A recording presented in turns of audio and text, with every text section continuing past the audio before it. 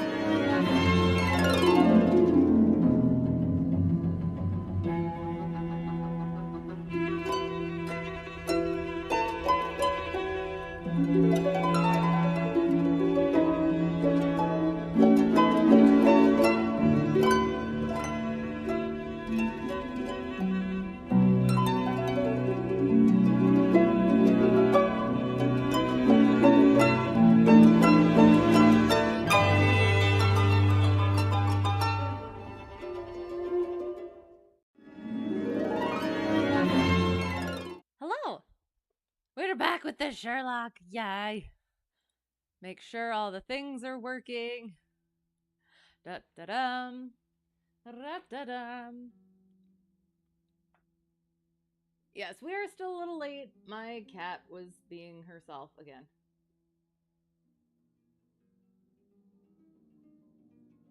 She's now apparently the night huntress, so, yeah, that's convenient for me.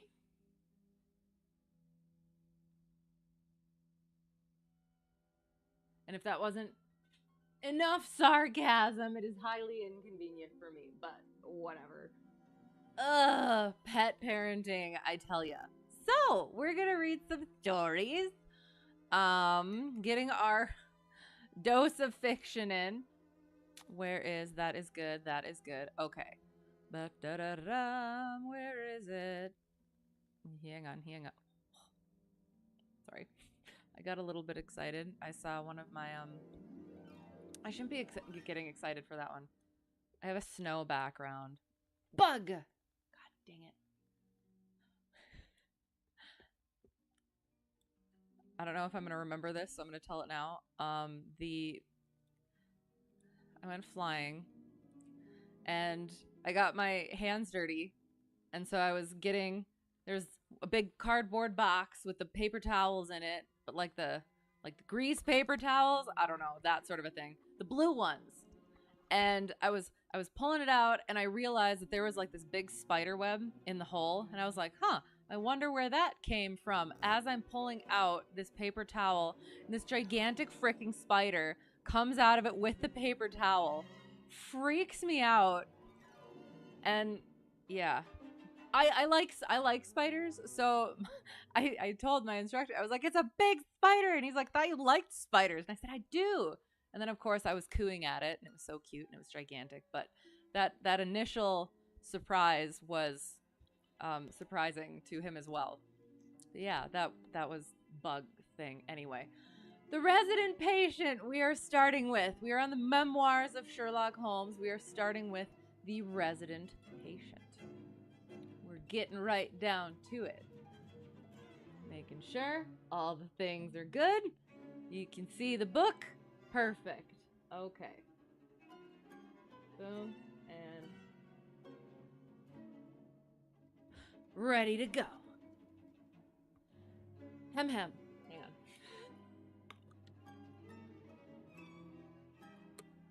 on. Okay.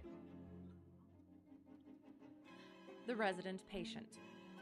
Glancing over the somewhat incoherent series of memoirs with which I have endeavored to illustrate a few of the mental peculiarities of my friend, Mr. Sherlock Holmes, I have been struck by the difficulty which I have experienced in picking out examples which shall in every way answer my purpose. For in those cases in which Holmes has performed some tour de force of analytical reasoning and has demonstrated the value of his peculiar methods of investigation, the facts themselves have often been so slight or so commonplace that I could not feel justified in laying them before the public.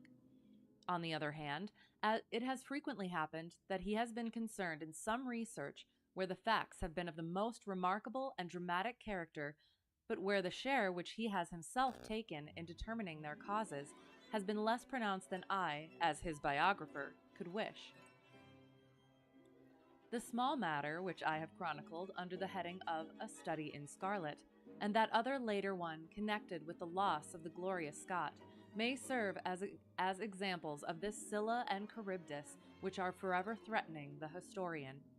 It may be that in the business of which I am now about to write the part which my friend played is not sufficiently accentuated, and yet the whole train of circumstances is so remarkable that I cannot bring myself to omit it entirely from this series.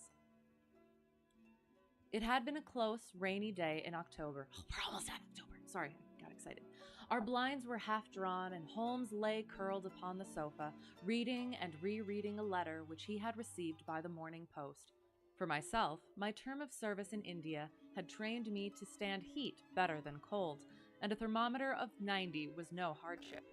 But the paper was uninteresting. Parliament had risen, everybody was out of town, and I yearned for the glades of the New Forest or the shingle of Southsea. A depleted bank account had caused me to postpone my holiday, and as to my companion, neither the country nor the sea presented the slightest attraction to him. He loved to lie in the very center of 5 millions of people, with his filaments stretching out and running through them, responsive to every little rumor or suspicion of unsolved crime. Appreciation of nature found no place among his many gifts, and his only change was when he turned his mind from the evildoer of the town to track down his brother of the country. Finding that Holmes was too absorbed for conversation, I had tossed aside the barren paper, and leaning back in my chair, I fell into a brown study. Suddenly, my companion's voice broke in upon my thoughts. Hello, hello, how's it going, You have missed nothing, kind of. Well, I mean, that sounds so, you've missed no plot. Yes, it's, Watson is down in the dumps. He's bored and stuff. So that's pretty much it. Yes, I hope you're well. So Sherlock, saying to Watson, "You are right, Watson," said he. "It does seem a very preposterous way of settling a dispute." "Most preposterous," I exclaimed, and then, suddenly realizing how he had echoed the inmost thought of my soul, I sat up in my chair and stared at him in blank amazement. "What is this, Holmes?" I cried. "This is beyond anything which I could have imagined." He laughed heartily at my perplexity. "You remember," said he, "that some little time ago, when I read you the passage in one of Poe's sketches, in which a close reasoner follows the unspoken thought of his companion, you were inclined to treat the matter as a mere tour de force of the author. On my remarking that I was constantly in the habit of doing the same thing, you expressed incredulity. Oh no, perhaps not with your tongue, my dear Watson, but certainly with your eyebrows. So when I saw you throw down your paper and enter upon a train of thought, I was very happy to have the opportunity of reading it off and eventually of breaking into it, as a proof that I had been in rapport with you." Coming from the person, also from the author. But I was still far from satisfied. "In the example which you read to me," said I, "the reasoner drew his conclusions from the actions of the man whom he observed. If I remember right, he stumbled over a heap of stones, looked up at the stars, and so on. But I have been seated quietly in my chair, and what clues can I have given you? You do yourself an injustice. The features are given to man as the means by which he shall express his emotions, and yours are faithful servants." "Do you mean to say that you read my train of thoughts from my features?" "Your features, and especially your eyes. Perhaps you cannot yourself recall how your reverie commenced?" "No, I cannot." "Then I will tell you. After throwing down your paper, which was the action which drew my attention to you, you sat for half a minute with a vacant expression. Then your eyes fixed themselves upon your newly framed picture of General Gordon, and I saw by the alteration in your face that a train of thought had been started. But it did not lead very far. Your eyes turned across to the unframed portrait of Henry Ward Beecher, which stands upon the top of your books. You then glanced up at the wall, and of course your meaning was obvious. You were thinking that if the portrait were framed, it would just cover that bare space and correspond with Gordon's picture over there." "You have followed me wonderfully," I exclaimed. So far I could hardly have gone astray. But now your thoughts went back to Beecher, and you looked hard across as if you were studying the character in his features. Then your eyes ceased to pucker, but you continued to look across, and your face was thoughtful.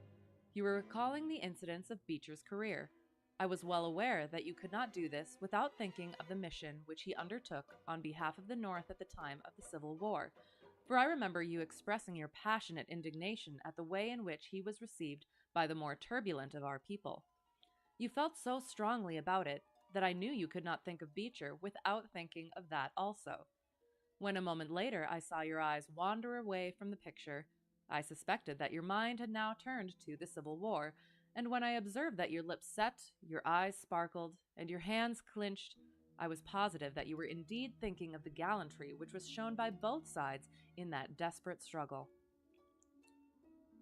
But then again, your face grew sadder. You shook your head. You were dwelling upon the sadness and horror and useless waste of life. Your hand stole towards your own old wound, and a smile quivered on your lips, which showed me that the ridiculous side of this method of settling international questions had forced itself upon your mind. At this point, I agreed with you that it was preposterous, and was glad to find that all my deductions had been correct. Absolutely, said I, and now that you have explained it, I confess that I am as amazed as before. It was very superficial, my dear Watson, I assure you. I should not have intruded it upon your attention had you not shown some incredulity the other day. But the evening has brought a breeze with it. What do you say to a ramble through London? I was weary of our little sitting room and gladly acquiesced. For 3 hours we strolled about together, watching the ever-changing kaleidoscope of life as it ebbs and flows through Fleet Street and the Strand. His characteristic talk, with its keen observance of detail and subtle power of inference, held me amused and enthralled. It was 10 o'clock before we reached Baker Street again. A brougham was waiting at our door. Do I know if that's how it's pronounced? We'll leave it at that. A doctor's. General practitioner, I perceive, said Holmes. Not been long in practice, and has had a good deal to do. Come to consult us, I fancy. Lucky we came back. I was sufficiently conversant with Holmes's methods to be able to follow his reasoning, and to see that the nature and state of the various medical instruments in the wicker basket which hung in the lamplight inside the brougham had given him the data for his swift deduction. The light in our window above showed that this late visit was indeed intended for us. With some curiosity as to what could have sent a brother medico to us at such an hour, I followed Holmes into our sanctum. A pale, taper-faced man with sandy whiskers rose up from a chair by the fire as we entered. His age may not have been more than 3 or 4 and 30, but his haggard expression and unhealthy hue told of a life which has sapped his strength and robbed him of his youth. His manner was nervous and shy, like that of a sensitive gentleman, and the thin, white hand which he laid on the mantelpiece as he rose was that of an artist rather than of a surgeon. His dress was quiet and somber, a black frock coat, dark trousers, and a touch of color about his necktie. "Good evening, Doctor," said Holmes cheerily. "I am glad to see that you have only been waiting a very few minutes. You spoke to my coachman, then?" "No, it was the candle on the side table that told me. Pray resume your seat, and let me know how I can serve you."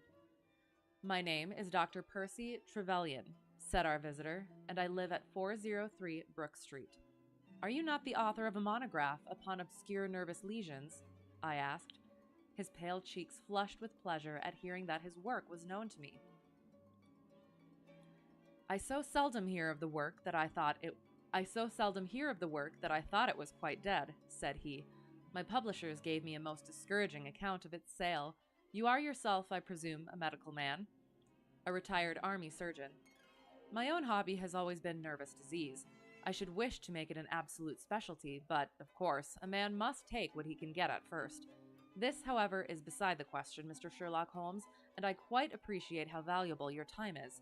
The fact is that a very singular train of events has occurred recently at my house in Brook Street, and tonight they came to such a head that I felt it was quite impossible for me to wait another hour before asking for your advice and assistance."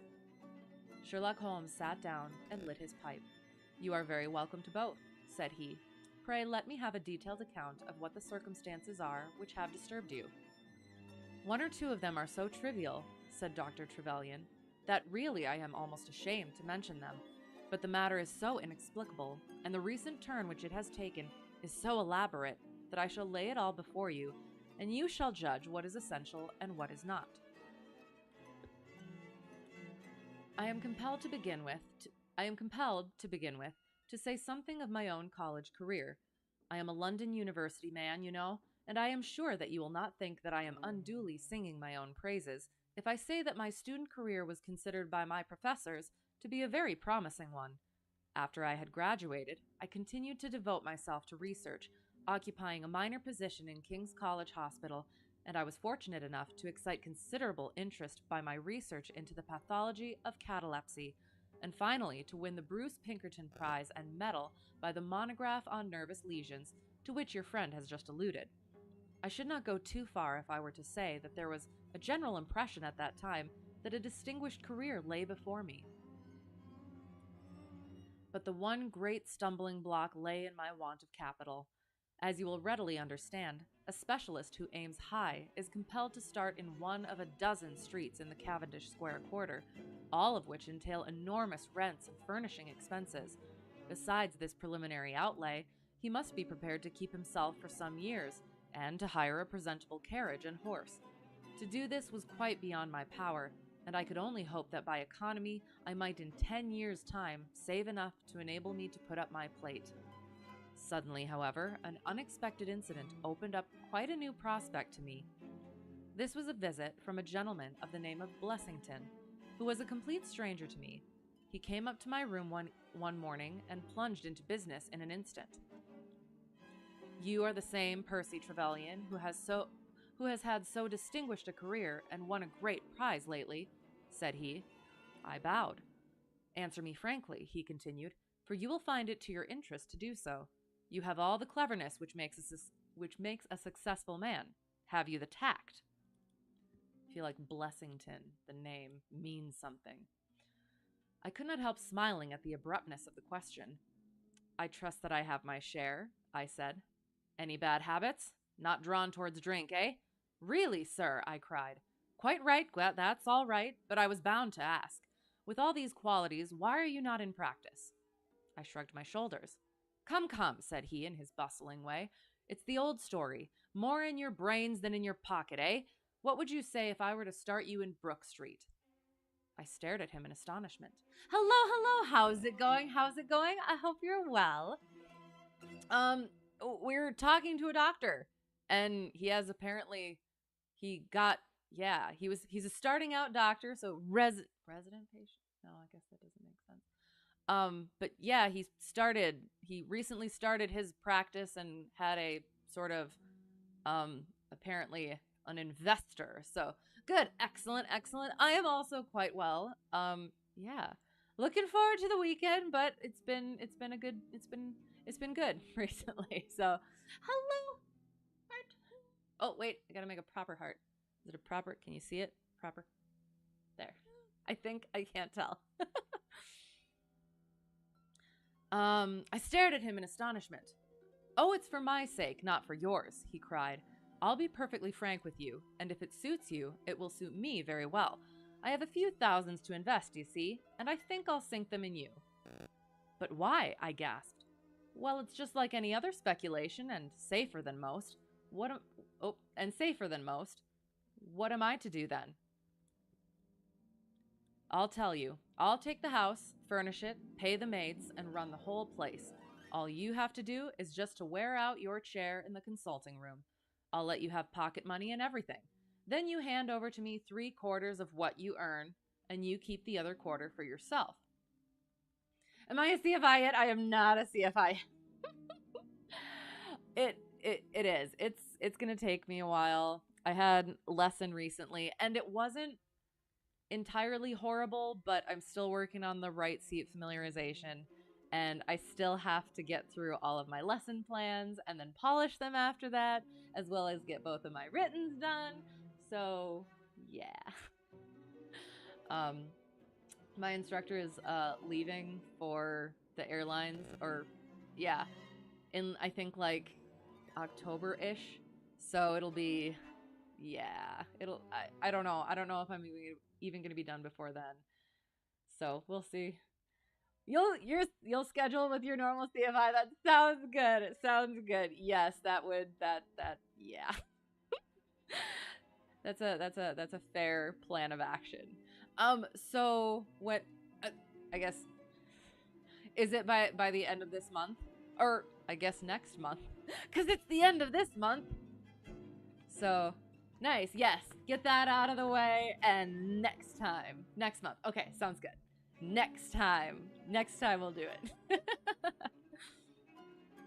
um So yes, we have an angel investor, a blessing in disguise. Oh, I wonder if that's gonna come into play. Haha, we'll keep that in mind. This was the strange proposal, Mr. Holmes, with which the man Blessington approached me. I won't weary you with the account of how we bargained and negotiated. It ended in my moving into the house next Lady Day. Lady Day, and starting in practice on very much the same conditions as he had suggested. He came himself to live with me in the character of a resident patient. His heart was weak, it appears, and he needed constant medical supervision. He turned the two best rooms of the first floor into a sitting room and bedroom for himself. He was a man of singular habits, shunning company, and very seldom going out. His life was irregular, but in one respect he was regularity itself. Every evening, at the same hour, he walked into the consulting room, examined the books, put down 5 and 3 pence for every guinea that I had earned, and carried the rest off to the strong box in his own room. Get double I and maybe I can be your instrument instructor. Okay, sounds good. Well, that's gonna take even more time. I don't know. I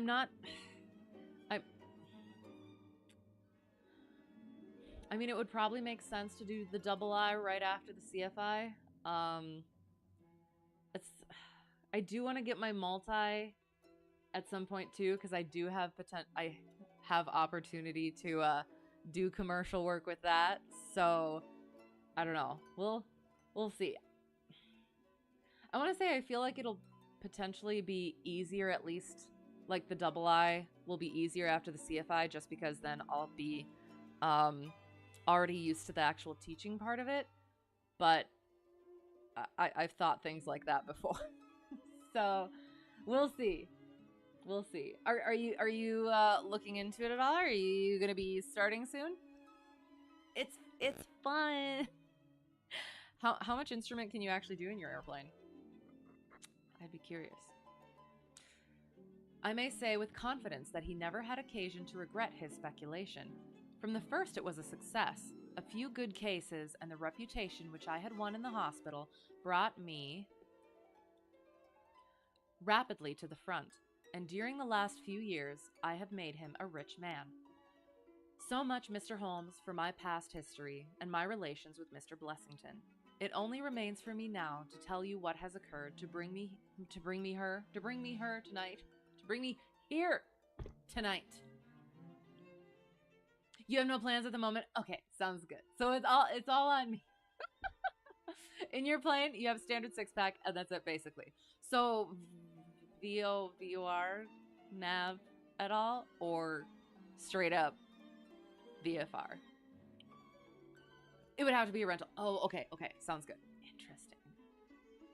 So you haven't upgraded your avionics to that point at all? Maybe by the point I get double I, maybe you'll have gotten your avionics, and then it'll be good. We'll see. That's definitely down the road, but it never ends. It never ends. Have you gotten to fly recently? I hope so. Some weeks ago, Mr. Blessington came down to me in, as it seemed to me, a state of considerable agitation. He spoke of some burglary which, he said, had been committed in the West End, and he appeared, I remember, to be quite unnecessarily excited about it, declaring that a day should not pass before we should add stronger bolts to our windows and doors. For a week he continued to be in a peculiar state of restlessness, peering continually out of the windows, and ceasing to take the short walk which had usually been the prelude to his dinner. From his manner, it struck me that he was in mortal dread of something or somebody, but when I questioned him upon the point, he became so offensive that I was compelled to drop the subject. Gradually, as time passed, his fears appeared to die away, and he had renewed his former habits, when a fresh event reduced him to the pitiable state of prostration in which he now lies. You'll never be able to talk your partner into that sort of an upgrade. Okay, absolutely fair. Absolutely fair. So no, because it is fun to fly other aircraft as well and find out their quirks. So it'll be some time, but that sounds like a fun time. What happened was this. 2 days ago, I received the letter, which I now read to you. Neither address nor date is attached to it. A Russian nobleman who is now resident in England, it runs, would be glad to avail himself of the professional assistance of Dr. Percy Trevelyan. He has been for some years a victim to cataleptic attacks, on which, as is well known, Dr. Trevelyan is an authority. He proposes to call at about 6:15 tomorrow evening, if Dr. Trevelyan will make it convenient to be home. I don't, for some reason that, came off really strange because of how often it said, Dr. Trevelyan. This letter interested. Is that one of those past where it's interest me deeply? Where, past tense was that back then instead? This letter interests me deeply because the chief difficulty in the study of catalepsy is the rareness of the disease. You may believe, then, that I was in my consulting room when, at the appointed hour, the page showed in the patient. He was an elderly man, thin, demure, and commonplace, by no means the conception one forms of a Russian nobleman. I was much more struck by the appearance of his companion. This was a tall young man, surprisingly handsome, with a dark, fierce face, and the limbs and chest of a Hercules. He had his hand under the other's arm as they entered, and helped him to a chair, with a tenderness which one would hardly have expected from his appearance. You will excuse my coming in, doctor, said he to me, speaking English with a slight lisp. This is my father, and his health is a matter of the most overwhelming importance to me. I was touched by this filial anxiety. You would, perhaps, care to remain during the consultation, said I. Not for the world, he cried with a gesture of horror. It is more painful to me than I can express. If I were to see my father in one of these dreadful seizures, I am convinced that I should never survive it. My own nervous system is an exceptionally sensitive one. With your permission, I will remain in the waiting room while you go into my father's case. Now that I have been flying more with my aviation career... Oh, have my aviation career aspirations changed? I'm not sure they were ever really settled enough for them to have changed. But again, yeah, I've flown the Baron a few times. Yeah. With my instructor and then his business partner. And that's pretty chill. So, and again, once my instructor is off at the airlines, that might be an opportunity for me. So I was kind of putting off the multi-engine stuff until a while, but now I'm maybe I should. So yeah, so that might be a thing. But then I had the ramp check this weekend this past weekish, and it was for the air tours, and the FAA guy came back up to me, and was pointing out a medical plane or whatever, and he's like, yeah, that would be a good job for you or whatever, or the medevac plane. And I was like, yeah, really? And I don't know, that was one of my first things that I thought maybe when I first started talking to number one instructor, just because I wasn't sure I wanted to get into airlines, and he suggested that. So I don't know. It is. I'm kind of just taking it as it comes right now.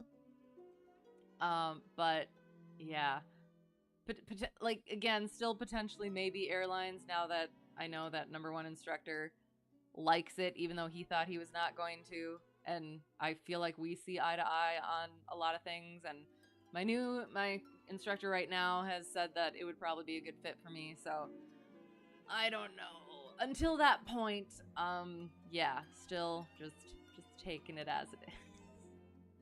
I don't know. That's really all it is.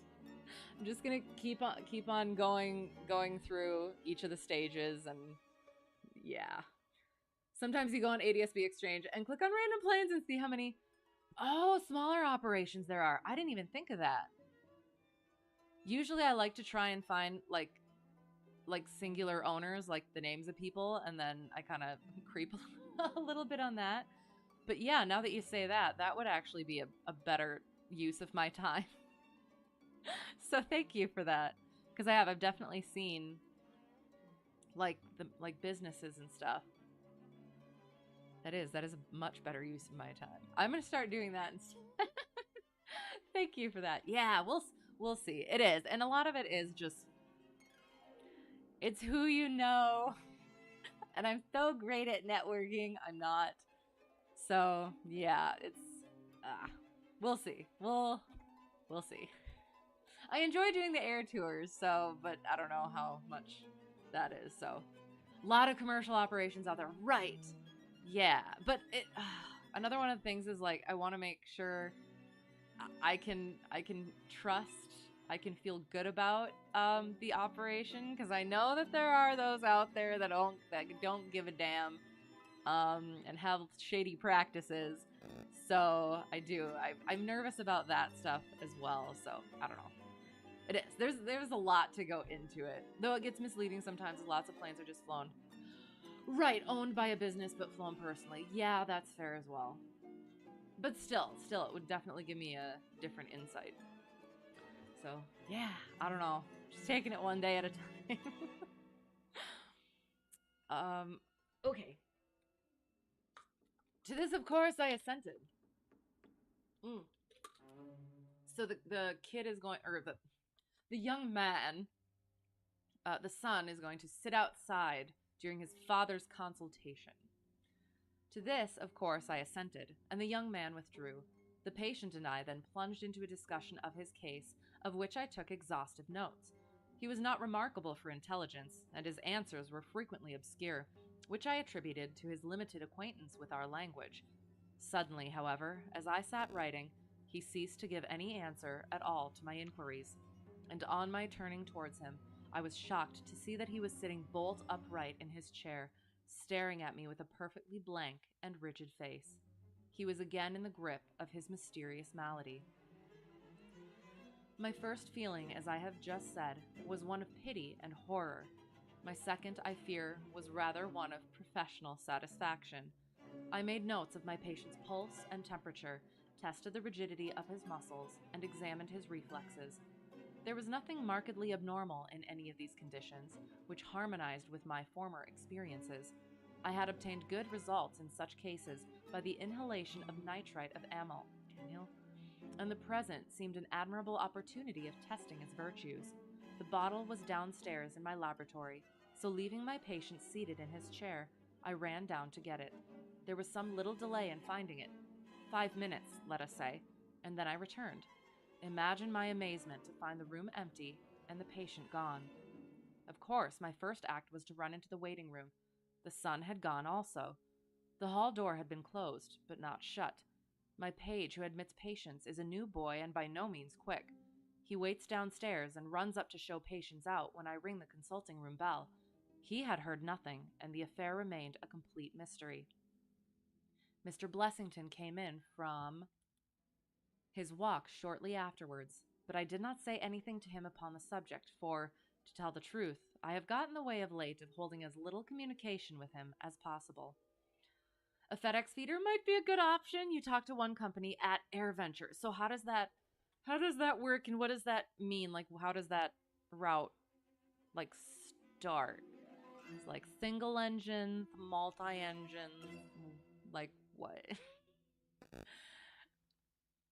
because I've definitely like heard of that, but never actually gone into it because, yeah, I had heard about it more at the time when I wasn't thinking airlines, and then since then, it's just kind of been, yeah, again, just taking it a step at a time. But okay, that definitely might. Okay. Well, I never thought that I should see anything more of the Russian and his son, so you can imagine my amazement when, at the very same hour this evening, they both came marching into my consulting room, just as they had done before. I feel that I owe you a great many apologies for my abrupt departure yesterday, doctor, said my patient. I confess that I was very much surprised at it, said I. Well, the fact is, he remarked, that when I recover from these attacks, my mind is always very clouded as to all that has gone before. I woke up in a strange room, as it seemed to me, and made my way out into the street in a sort of dazed way when you were absent. And I, said the son, seeing my father pass the door of the waiting room, naturally thought that the consultation had come to an end. It was not until we had reached home that I began to realize the true state of affairs. Well, said I, laughing, there is no harm done, except that you puzzled me terribly. So if you, sir, would kindly step into the waiting room, I shall be happy to continue our consultation, which was brought to so abrupt an ending. For half an hour or so, I discussed that old gentleman's symptoms with him, and then, having prescribed for him, I saw him go off upon the arm of his son. I have told you that Mr. Blessington generally chose this hour of the day for his exercise. He came in shortly afterwards and passed upstairs. An instant later, I heard him running down, and he burst into my consulting room like a man who is mad with panic. Who has been in my room? He cried. No one, said I. It's a lie, he yelled. Come up and look. I passed over the grossness of his language, as he seemed half out of his mind with fear. When I went upstairs with him, he pointed to several footprints upon the light carpet. Do you mean to say those are mine? He cried. They were certainly very much larger than any which he could have made, and were evidently quite fresh. It rained hard this afternoon, as you know, and my patients were the only people who called. It must have been the case, then, that the man in the waiting room had, for some unknown reason, while I was busy with the other, ascended to the room of my resident patient. Nothing has been touched or taken, but there were the footprints to prove that the intrusion was an undoubted fact. They fly 208s, okay, and only local routes. Basically, you fly a FedEx plane, but work for a contracted company. Okay, now I have to look up a 208 because I totally know what planes are. It's so terrible. I need a plane spotter's guide. 208. Oops.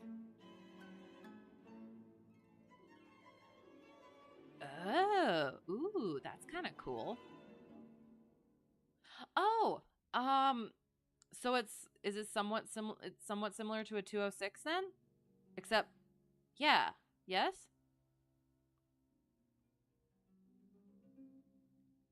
It's got the little belly on it. I like the little belly on it. That'd be kind of cool. A lot bigger? Oh, okay. It looks kind of small. Hang on. I'll have to see an actual person in it.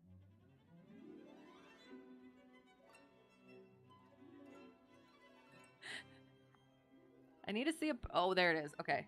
Oh, okay. Yeah. All right. It's definitely big. Okay, got you. It does. If you just Google 208 plane and you look at the images, it looks kind of small. Some also fly sky couriers. That sounds cool. Hang on.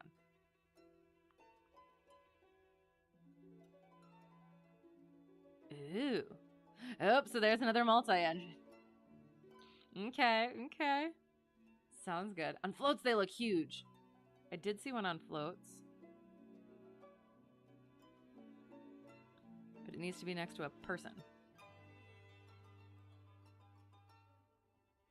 I could just, oops, floats.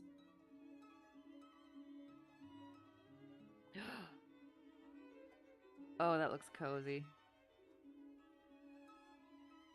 Oh, that's so cool. Okay, okay. They brought a sky courier to AirAdventure, but you missed it. Oh no! One for next year then. Okay, yeah, no, that sounds like it'd be cool. Feeder networks in pretty much every state. Okay. I will write that down and I'll talk to my instructor about it cuz he might have like an idea whether it would be actually be something cuz you do like is it like a right seat thing right away?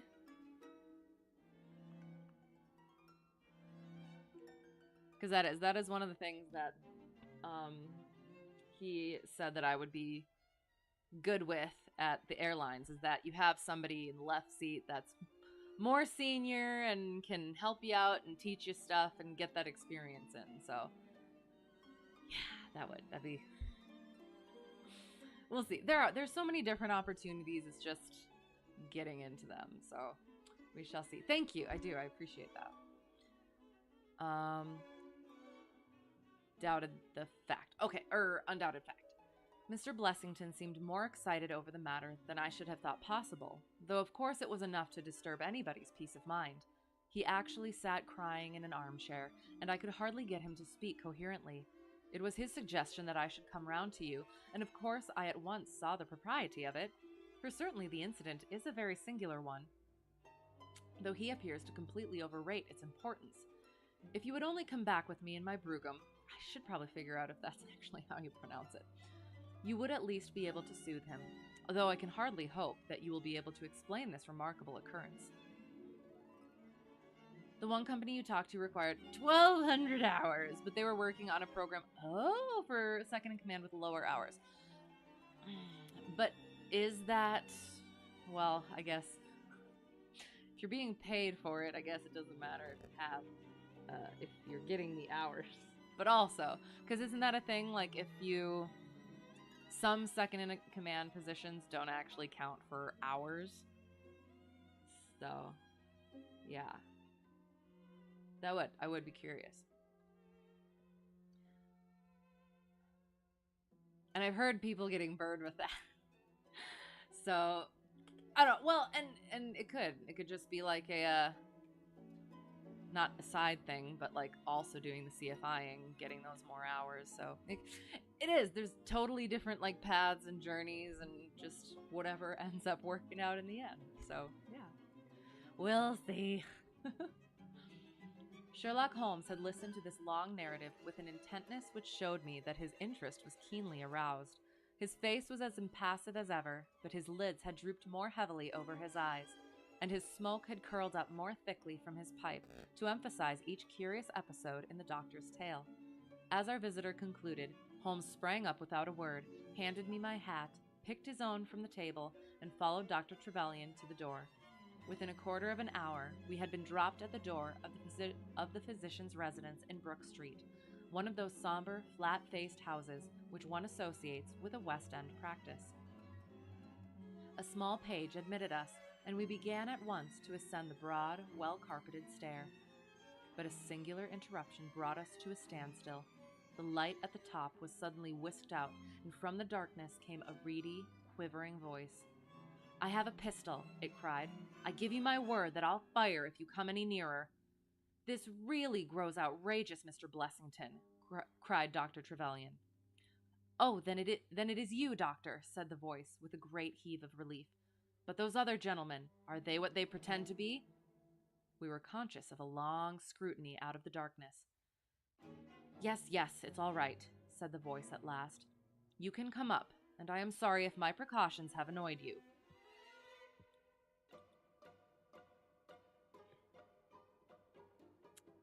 There's wood as they're basically using it as a training program to get pilots, so it would count for hours. Okay, interesting. And would that be in the multi one, or because the one was a single engine, right? Because if it's the multi one, then I would have to get that multi engine still. Which it I I just will. I just will have to. I just will have to sooner than I kind of thought I would, but we'll see. That company only has 208s, you believe. Okay. Which is, yeah, which is the single engine. Okay, okay. That would be interesting. I will. I'll definitely look into it. I would definitely be curious. Okay. Thank you. I do. I appreciate it. Um, he relit the stair gas. He relit the stair gas as he spoke, and we saw before us a singular looking man, whose appearance, as well as his voice, testified to his jangled nerves. He was very fat, but had apparently at some time been much fatter, so that the skin hung about his face in loose pouches, like the cheeks of a bloodhound. He was of a sickly color, and his thin, sandy hair seemed to bristle up with the intensity of his emotion. In his hand he held a pistol, but he thrust it into his pocket as we advanced. "Good evening, Mr. Holmes," said he. "I am sure I am very much obliged to you for coming round. No one ever needed your advice more than I do. I suppose that Dr. Trevelyan has told you of this most unwarrantable intrusion into my rooms." "Quite so," said Holmes. "Who are these two men, Mr. Blessington, and why do they wish to molest you?" "Well, well," said the resident patient in a nervous fashion. "Of course, it is hard to say that. It is hard to say that. You can hardly expect me to answer that, Mr. Holmes." "Do you mean that you don't know?" "Come in here, if you please. Just have the kindness to step in here."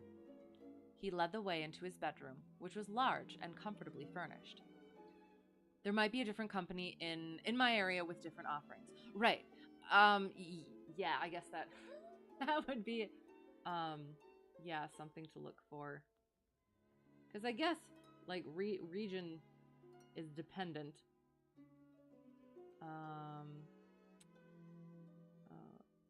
Oops.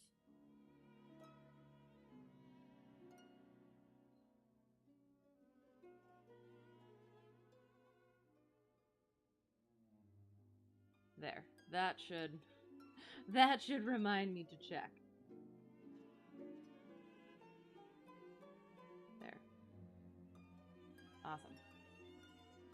I will at some point look into there's so many things that I'm supposed to look into and I keep forgetting to look into them. And I have them like up on my laptop still, like all these tabs open that I need to look into and I mean to, but that would be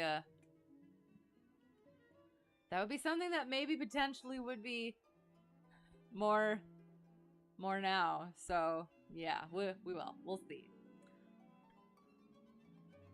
"Comfortably furnished.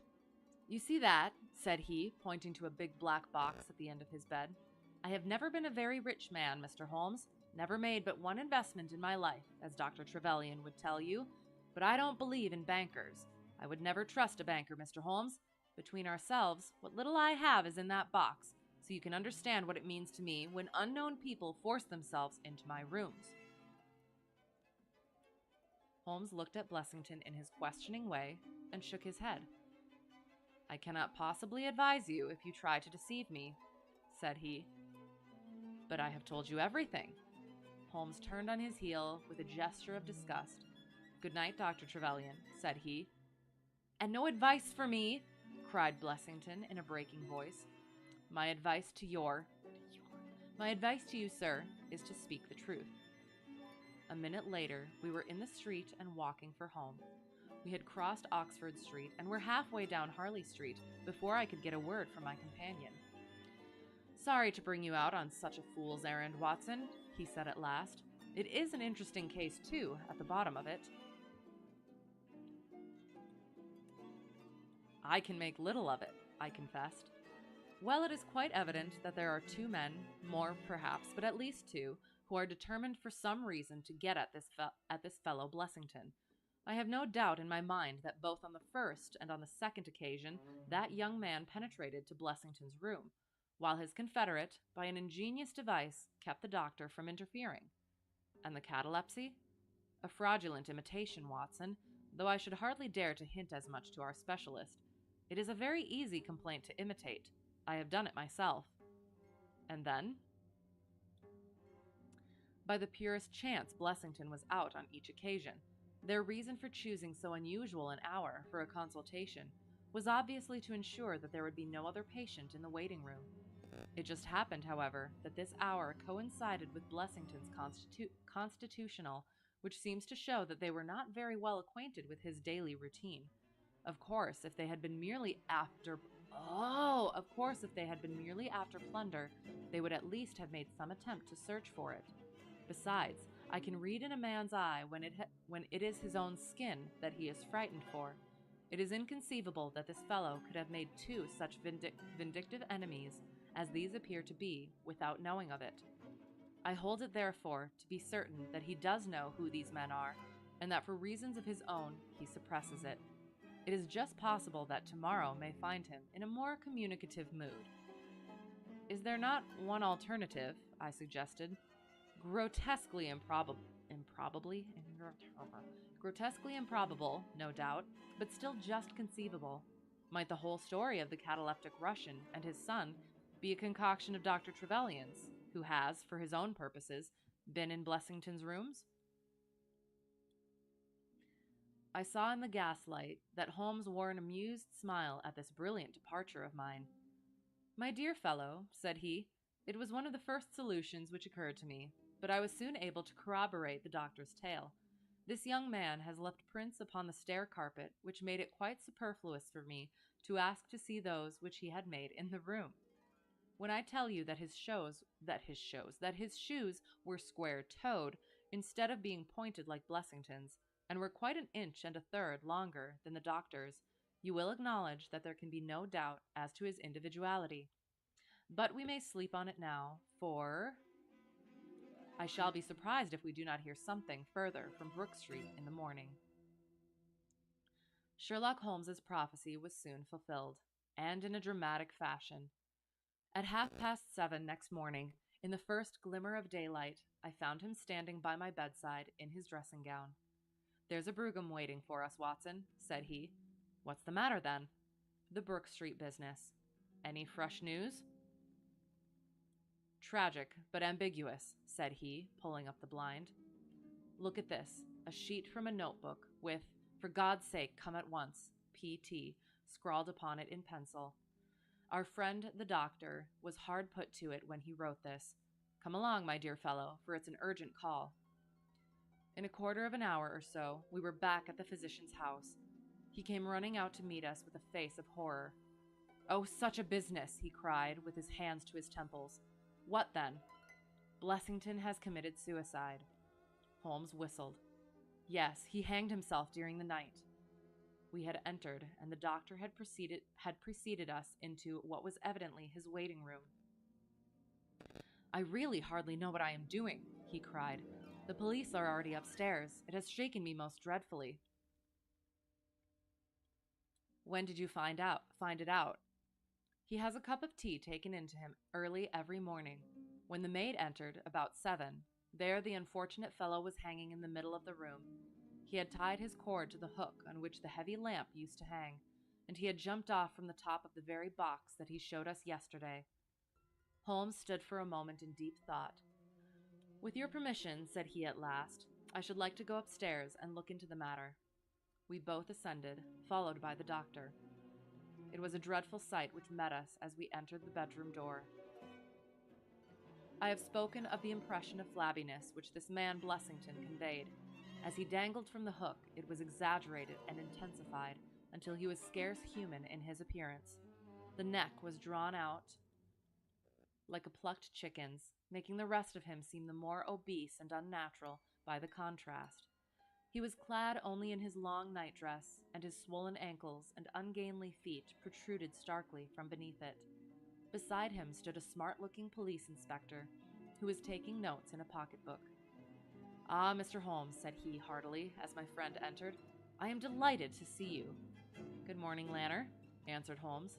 "You won't think me an intruder, I am sure. Have you heard of the events which led up to this affair?" "Yes, I heard something of them." "Have you formed any opinion?" As far as I can see, the man has been driven out of his senses by fright. The bed has been well slept in, you see. There's his impression deep enough. It's about 5 in the morning, you know, that suicides are most common. That would be about his time for hanging himself. It seems to have been a very deliberate affair. I should say that he has been dead about 3 hours, judging by the rigidity of the muscles, said I. Noticed anything peculiar about the room? Asked Holmes. Found a screwdriver and some screws on the wash-hand stand. Seems to have smoked heavily during the night, too. Here are 4 cigar ends that I picked out of the fireplace. Said Holmes. Have you got his cigar holder? No, I have seen none. His cigar case, then? Yes, it was in his coat pocket. Holmes opened it and smelled the single cigar which it contained. Oh, this is an Havana, and these others are cigars of the peculiar sort which are imported by the Dutch from their East Indian colonies. They are usually wrapped in straw, you know, and are thinner for their length than any other brand. He picked up the 4 ends and examined them with his pocket lens. 2 of these have been smoked from a holder, and 2 without, said he. 2 have been cut by a not very sharp knife, and 2 have had the ends bitten off by a set of excellent teeth. This is no suicide, Mr. Lanner. It is a very deeply planned and cold-blooded murder. Impossible, cried the inspector. And why? Why should anyone murder a man in so clumsy a fashion as by hanging him? That is what we have to find out. How could they get in? Through the front door. It was barred in the morning. Then it was barred after them. How do you know? I saw their traces. Excuse me a moment, and I may be able to give you some further information about it. He went over to the door, and turning the lock, he examined it in his methodical way. Then he took out the key, which was on the inside, and inspected that also. The bed, the carpet, the chairs, the mantelpiece, the dead body, and the rope were each in turn examined, until at last he professed himself satisfied, and with my aid and that of the inspector, cut down the wretched object and lay it reverently under a sheet. Have I ever considered getting a degree in aviation? I haven't. Honestly, I never liked school. So, like, having to go back again, I wouldn't be, like, that much inclined to, I don't think. But I don't know. I guess that's something to potentially consider as well. I do. I kind of like the way that I'm doing it. I like the Part 61 stuff. I don't know what leg up or anything a degree would give. But if you have insight into that, definitely let me know. But yeah, no, I've just been going the 61 route, get the ratings, get the certificates, and just kind of, yeah, send it.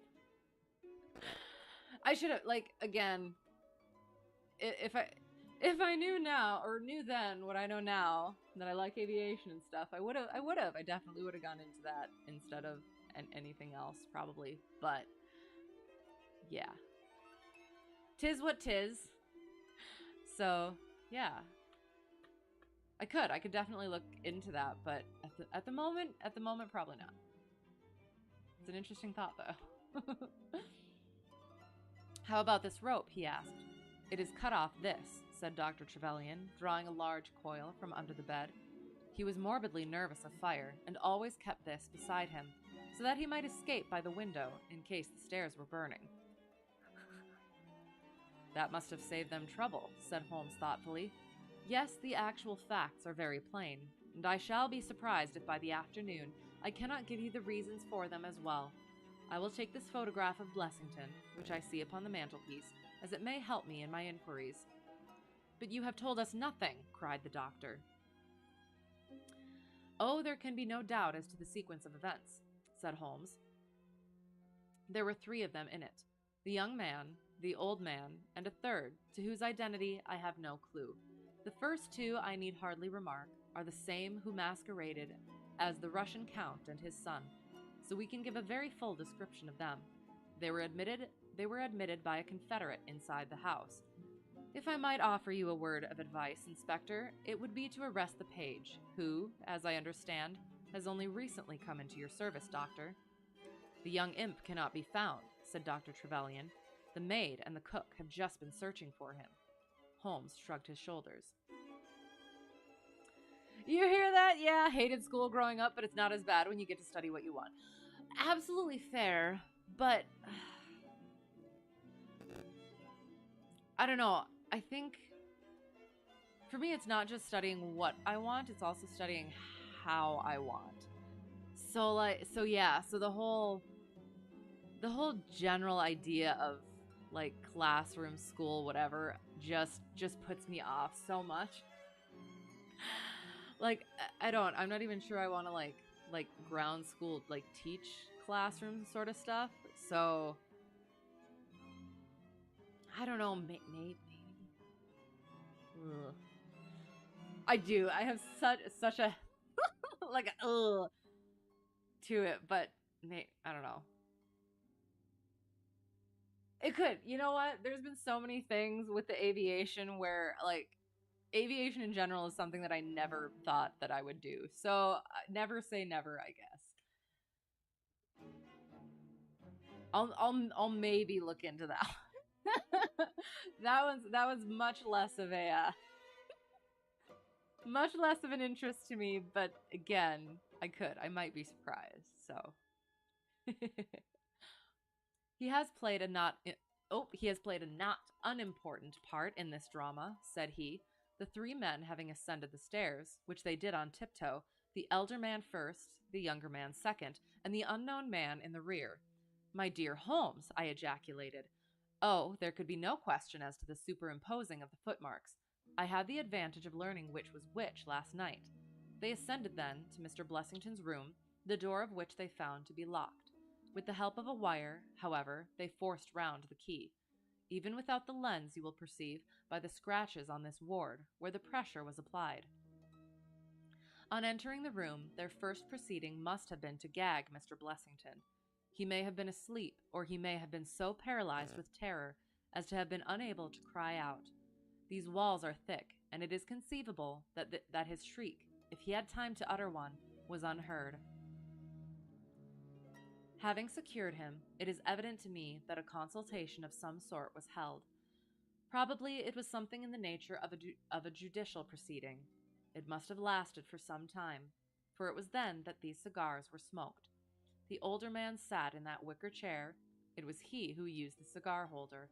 The younger man sat over yonder. He knocked his ash off against the chest of drawers. The third fellow paced up and down. Blessington, I think, sat upright in the bed, but of that I cannot be absolutely certain. Well, it ended by their taking Blessington and hanging him. The matter was so prearranged that it is my belief that they brought with them some sort of block or pulley which might serve as a gallows. That screwdriver and those screws were, as I conceive, for fixing it up. Seeing the hook, however, they naturally saved themselves the trouble. Having finished their work, they made off, and the door was barred behind them by their confederate.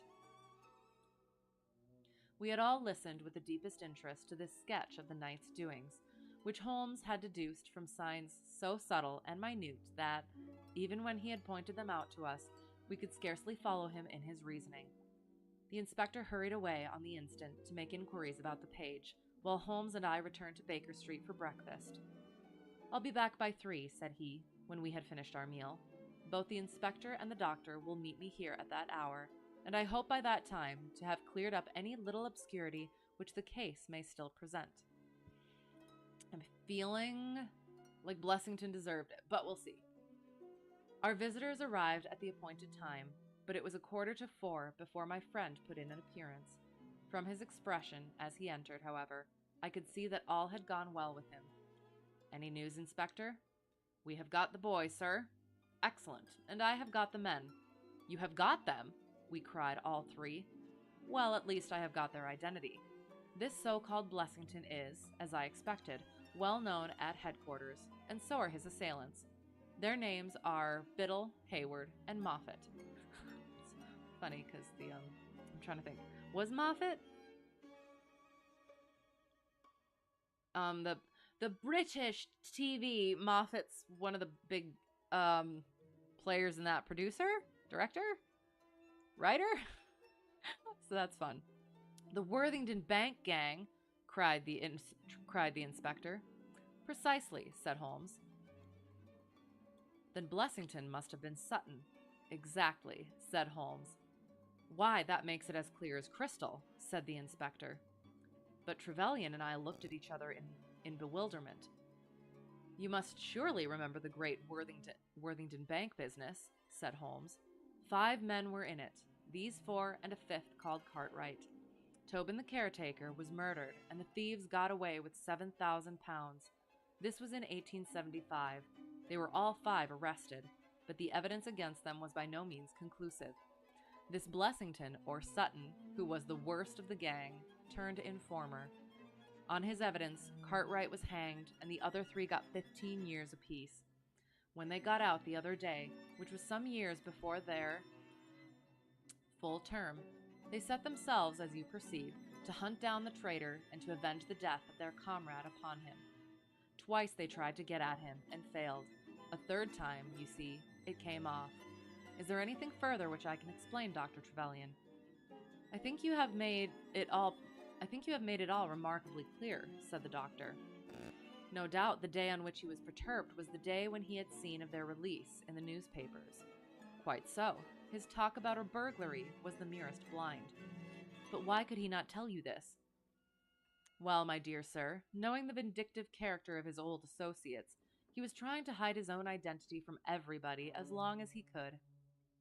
His secret was a shameful one, and he could not bring himself to divulge it. However, wretch as he was still living under the shield of British law, and I have no doubt, Inspector, that you will see that, though that shield may fail to guard, the sword of justice is still there to avenge.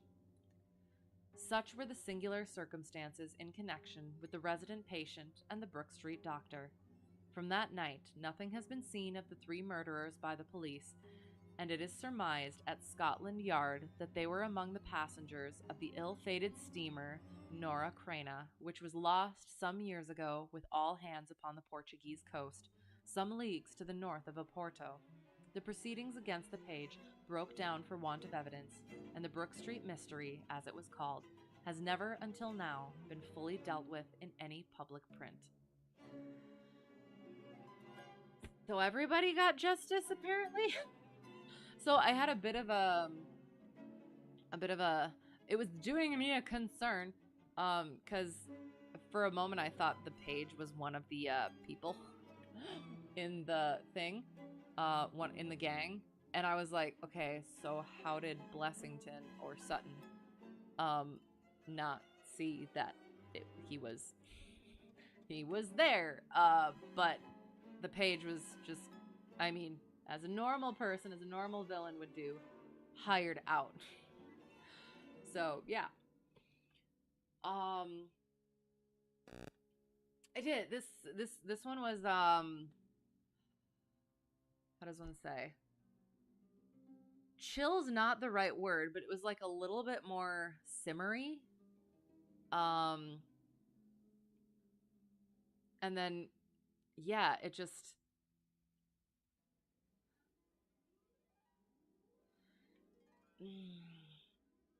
it never really had like a climactic punch at all. Like it kind of did, I guess. But it was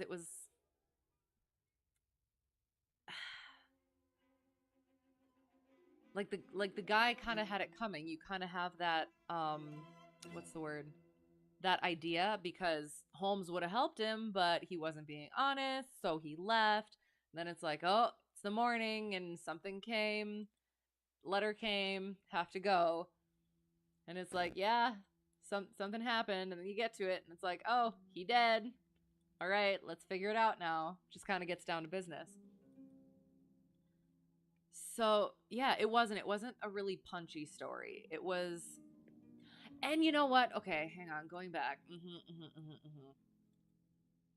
From the beginning, when Watson was talking about, he was bored.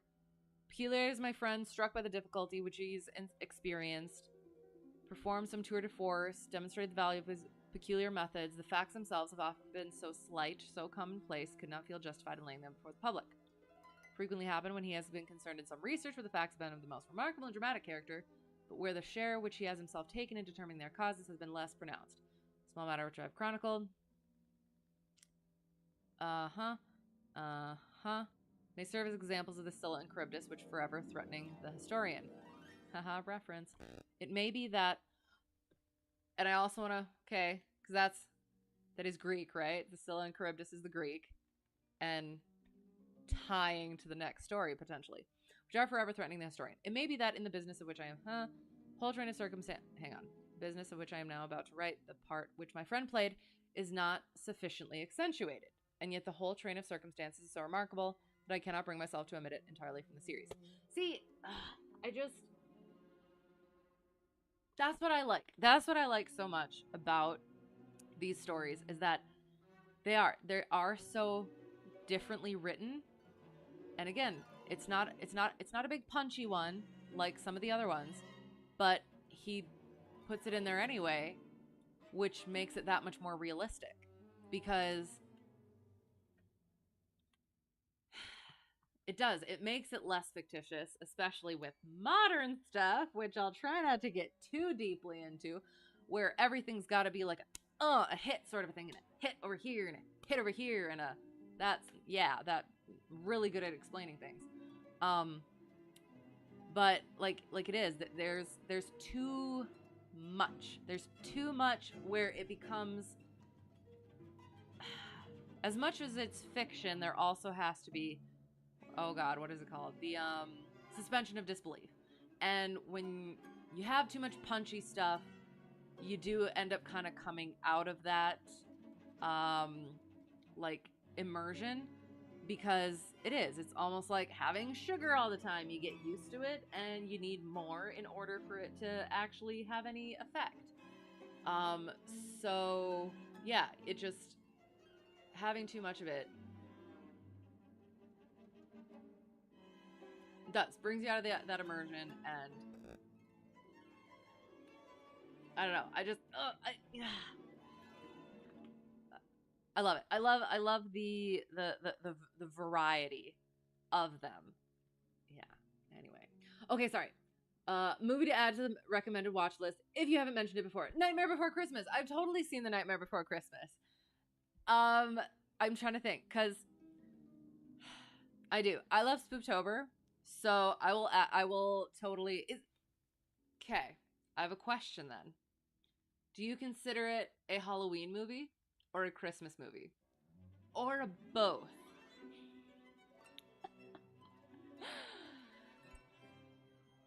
I'm trying to think. It has. I think it's been a while since I've watched it, because I do, I try every year. I've been trying every year to watch, like, horror and Halloween movies that I haven't seen before. But yeah, I'll definitely add it to the list. They just remastered it on 4K, so you picked it up both. Okay. So you watch it at least twice a year. Okay. A must watch.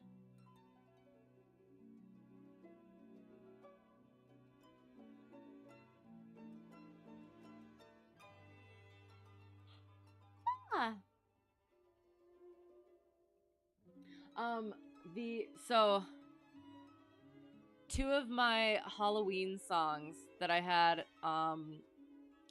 in my playlist is the Korn version of Kidnap the Sandy Claus, and the Marilyn Manson version of This Is Halloween. if that counts at all. So yeah, I will. I'm so freaking looking. I love the Spoopins. I love the Spooptober. I'm so freaking excited. And that's the thing. So we're doing this evening, and then we have 2 more stories in this section. And then, so whenever that happens, and then I'll probably leave off for now, and because of course in October we have to read the Something Spoopy. So, and I was thinking of doing, Frankenstein, but I think that might be maybe a bit much. I don't know because we read Phantasmagoriana last year, so maybe over the month it could work out. I don't know. Coraline, Corpse Bride, 9 are all good choices too. Okay, sounds good. I will. So, oh God, sorry. And maybe that would be good to get out of my because it's been mostly like the straight up horror stuff, like and like the classic stuff. So like I watched The Birds last year. I'm trying to think of any of the other ones that I watched, and I don't know. It wasn't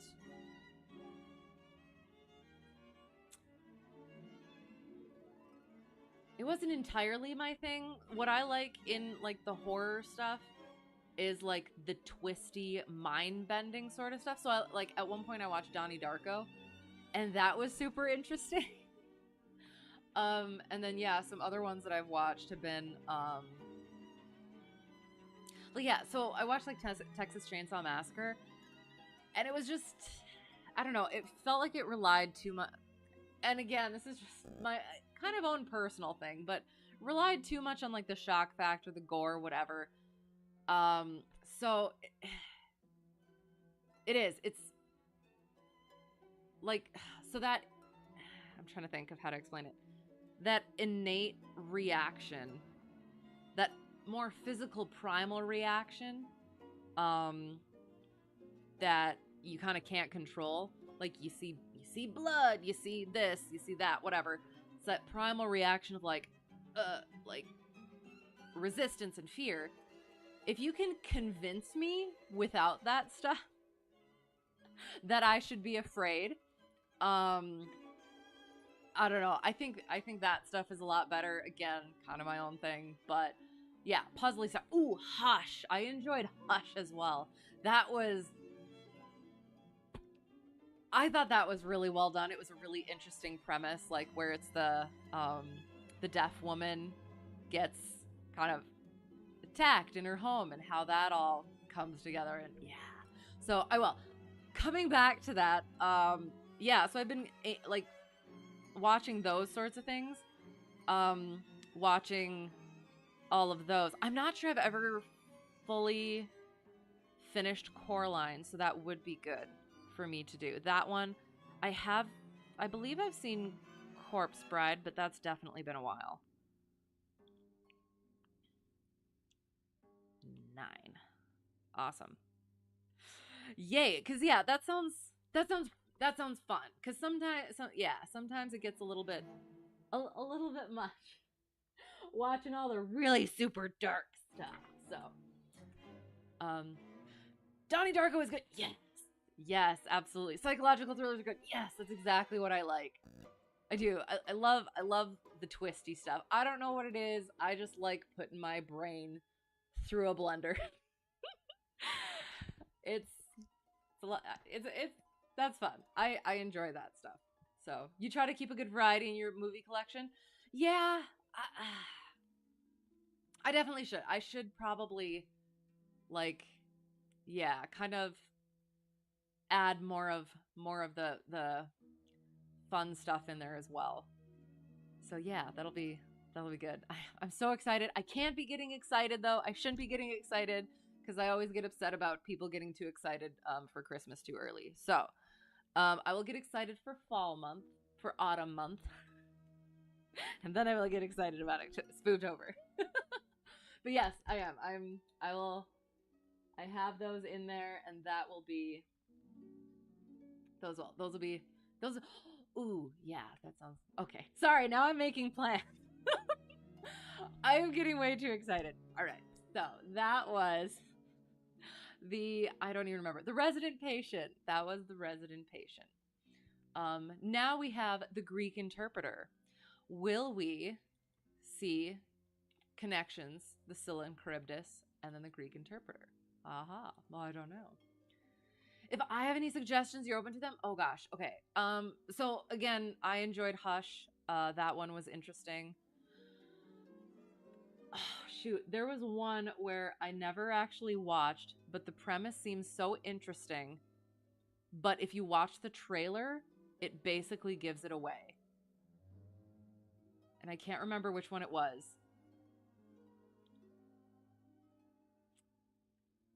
Other than that, I'm trying to think. There was one like the triangle or something, maybe it was. And that one was rather interesting. Um Gosh, at the moment I'm not sure.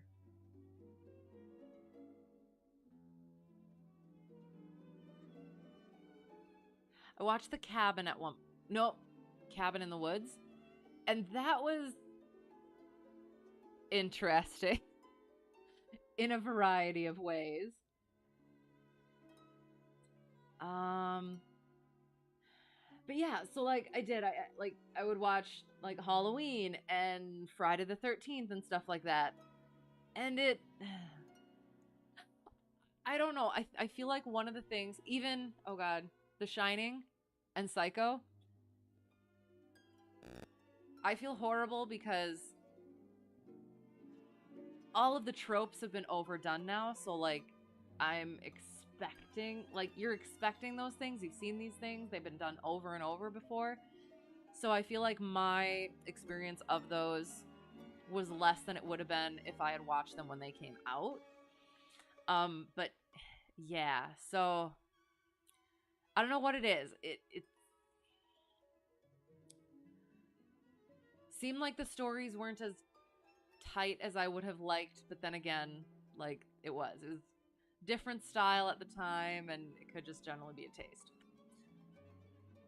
Cabin in the Woods you've seen, okay, excellent, and a lot of the classics, yes.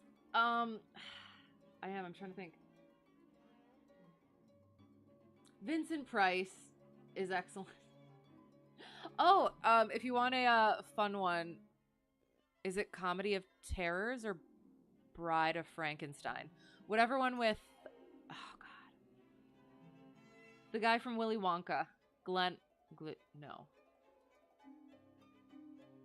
yeah, the guy from Willy Wonka. That one was amusing, I think. Oh, I watched one that I was so disappointed in, and I didn't even finish it just because it was a Dracula one with all these good people. Keanu Reeves, Winona Ryder, Gary Oldman. Fucking love Gary Oldman.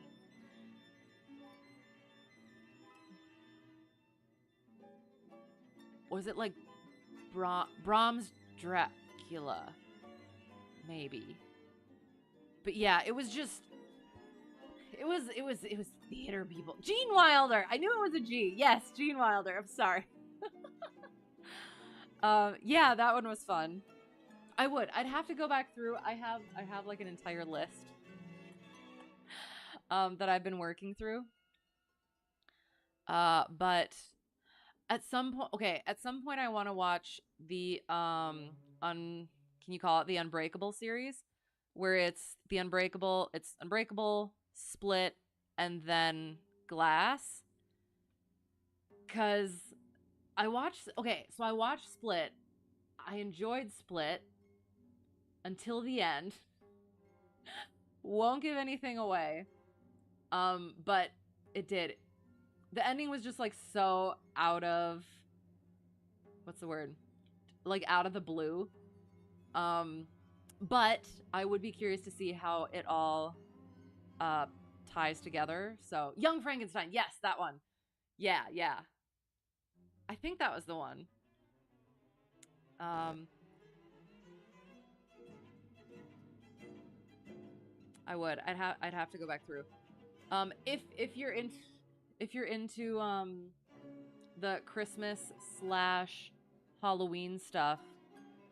Oh god, now what is it called? A a Chris a Christmas Horror Story? I quite enjoyed that one. It's like a series of vignettes that are all tied together. Um, Two of them are like could do without, but I enjoyed the way that they all tied together. It like blew me away. Um, Other than that, I don't know. I will. You watch the Split series other than the newest movie, right? You know they all tie together somehow, right? And so I had seen Unbreakable, and I'm pretty sure it was really freaking good. And then I watched Split, and that was also really good. And then it had the ending, which I was like, what? And then it had the thing at the end, like Split will return or whatever. And it was like, oh, okay. And then you look at it, and it's like, oh, it ties to that movie. What? So I would be curious. Yeah, that's one of the ones that I plan on watching. I watch the Hannibal is good. The second one I didn't enjoy, I don't think, as much at least. Just because it was such a great character, and then they adjusted the characterization of Hannibal, and I just it didn't do it for me after that. Um, but yeah, other than that, I'll have to do some thinking on that because I can't at the moment. I cannot remember like any movie that I watched. But yeah, we shall see. I will see if I can. I'll maybe post some of my favorites in the Discord closer to Spooktober because I can't be getting excited before then. But obviously I am. I'm sorry. All right, so this is our final story for the evening. The Greek Interpreter. Getting ourselves ready. All right. Sounds good. Excellent. And yes, if you have any other suggestions for me, I wrote them down, but you can also throw them in the Discord too, just so that I absolutely remember. And yeah, if you think of any as well, I would, because I kind of just Googled like the movies that you should watch, Halloween spooky movies that you should watch. But it's nice to have suggestions from people who actually know that they're good. So yes, so definitely let me know. The Greek Interpreter. During my long and intimate acquaintance with Mr. Sherlock Holmes, I had never heard him refer to his relations, and hardly ever to his own early life. This reticence upon his part had increased the somewhat inhuman effect which he produced upon me, until sometimes I found myself regarding him as an isolated phenomenon, a brain without a heart, as deficient in human sympathy as he was preeminent in intelligence. His aversion to women and his disinclination to form new friendships were both typical of his unemotional character, but not more so than his complete suppression of every reference to his own people. I had come to believe that he was an orphan, with no relatives living, but one day, to my very great surprise, he began to talk to me about his brother. Oh, here we go, introduction. Well, good is always going to be subjective, right, but... I mean, that's fair, but also... No, that's actually a very fair assessment. But, I don't know, maybe it's like, it gives a little bit more where it's like, oh, there's that little bit of a connection, which gives a more positive potential spin to whatever the movie is from the beginning. Maybe? I don't know.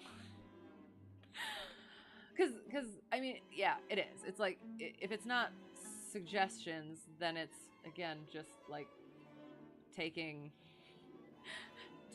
Google, and that just feels so distant, so cold. I don't know. Your assessment is fair, and I'm just trying to justify myself. It was after tea on a summer evening, and the conversation, which had roamed in a desultory, spasmodic fashion from golf clubs to the causes of the change in the obliquity of the ecliptic, came round at last to the question of atavism and hereditary aptitudes. The point under discussion was how far any singular gift in an individual was due to his ancestry, and how far to his own early training, nature versus nurture.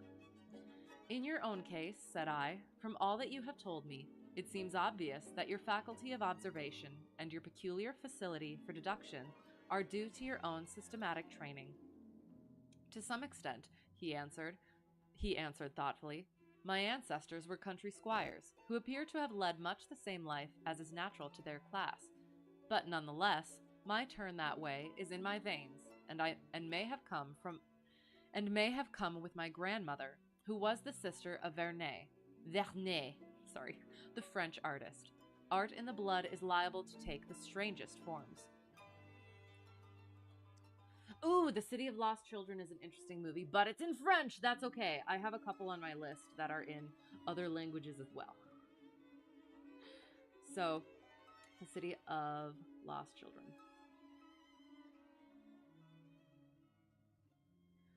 And then I found it so interesting watching movies now that I've, again, heard references to, but not too many of them. And to see how different they were to what I imagined them being from my younger days and everything. Oh, the Silent Hill. Didn't you recommend that one to me? I enjoyed that one.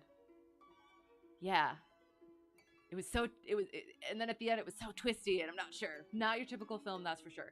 And I'm films of all kinds because I just like the medium itself. So I'll be good with it. Silent Hill is one of your favorites. That one was good. I did enjoy that one. So there, I've already liked one of your suggestions, so I shall also like the others. That is my story. I'm sticking to it. But how do you know that it is hereditary? Because my brother Mycroft possesses it in a larger degree than I do. This was news to me indeed. If there were another man with such singular powers in England, how was it that neither police nor public had heard of him? I put the question, with a hint that it was my companion's modesty which made him acknowledge his brother as his superior. Holmes laughed at my suggestion. My dear Watson, said he, I cannot agree with those who rank modesty among the virtues.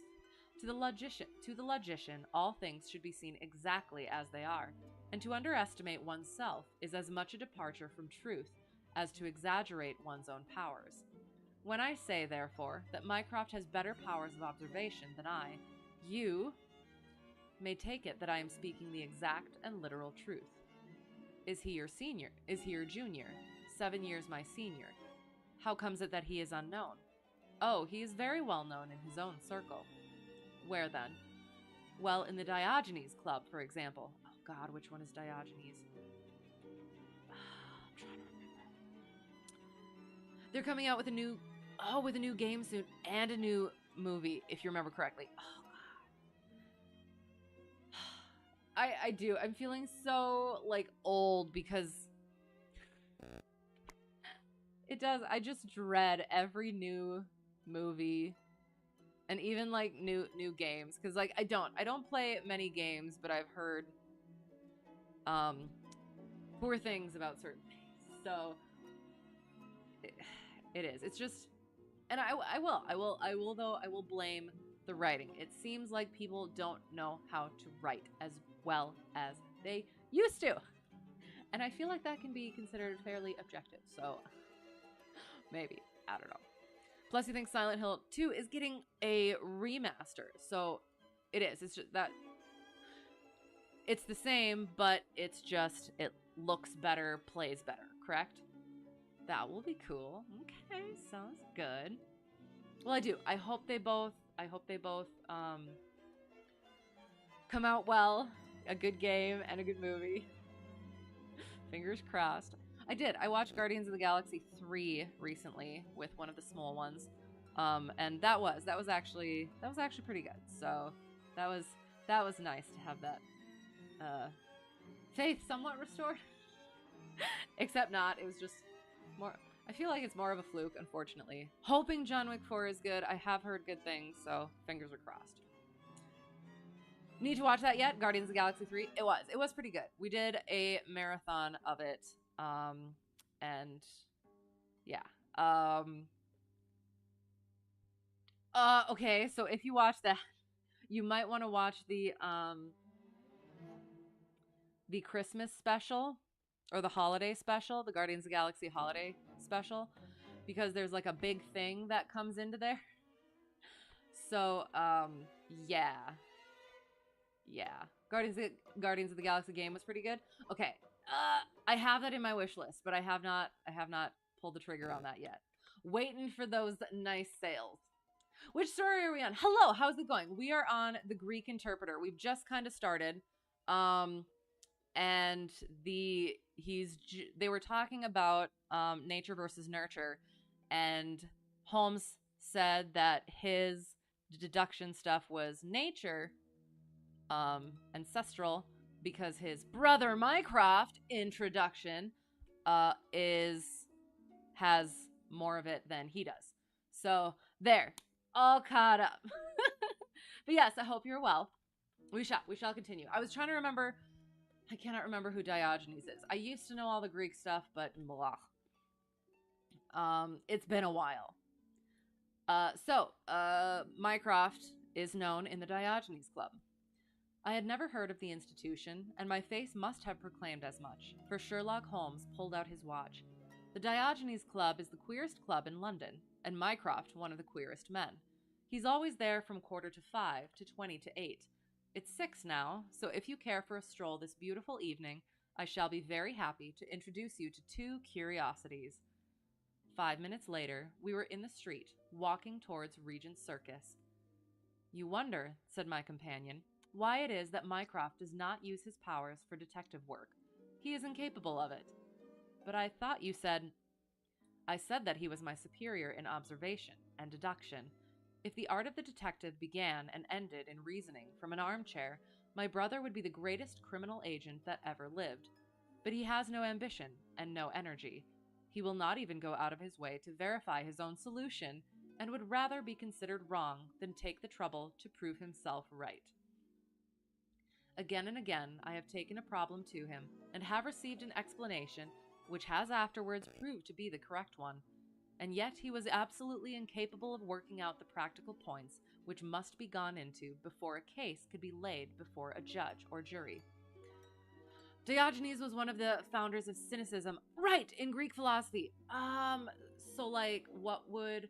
Is he the... Oh God, is he the behold a man with a chicken? With the chicken! Where the one guy said... Sorry, getting excited. Where the one was it? One of the philosophers said man is a featherless biped. So then Diogenes shows up with a plucked chicken and goes, "Behold a man." Was that him? That I feel like that's correct. Oh my God. Okay. Excellent. Amazing. I like that. Thank you. I appreciate that. It is not his profession then. By no means. What is it to me a means of livelihood? What is to me a means of livelihood is to him the merest hobby of a dilettante. He has an extraordinary faculty for figures and audits the books in some of the government departments.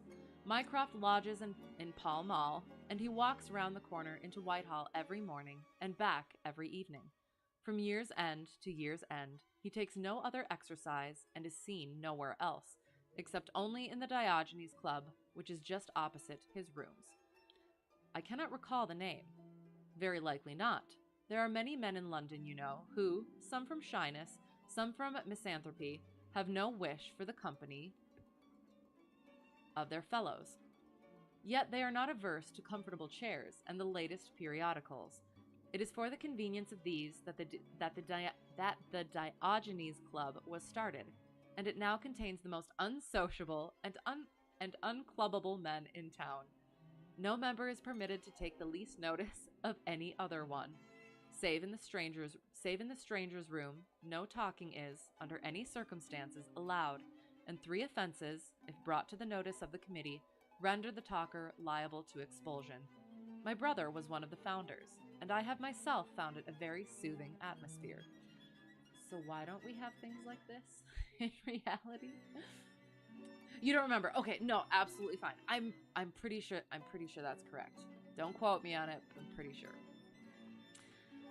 We had reached Pall Mall as we talked, and were walking down it from the St. James's end. Sherlock Holmes stopped at a door some little distance from the Carlton, and, cautioning me not to speak, he led the way into the hall.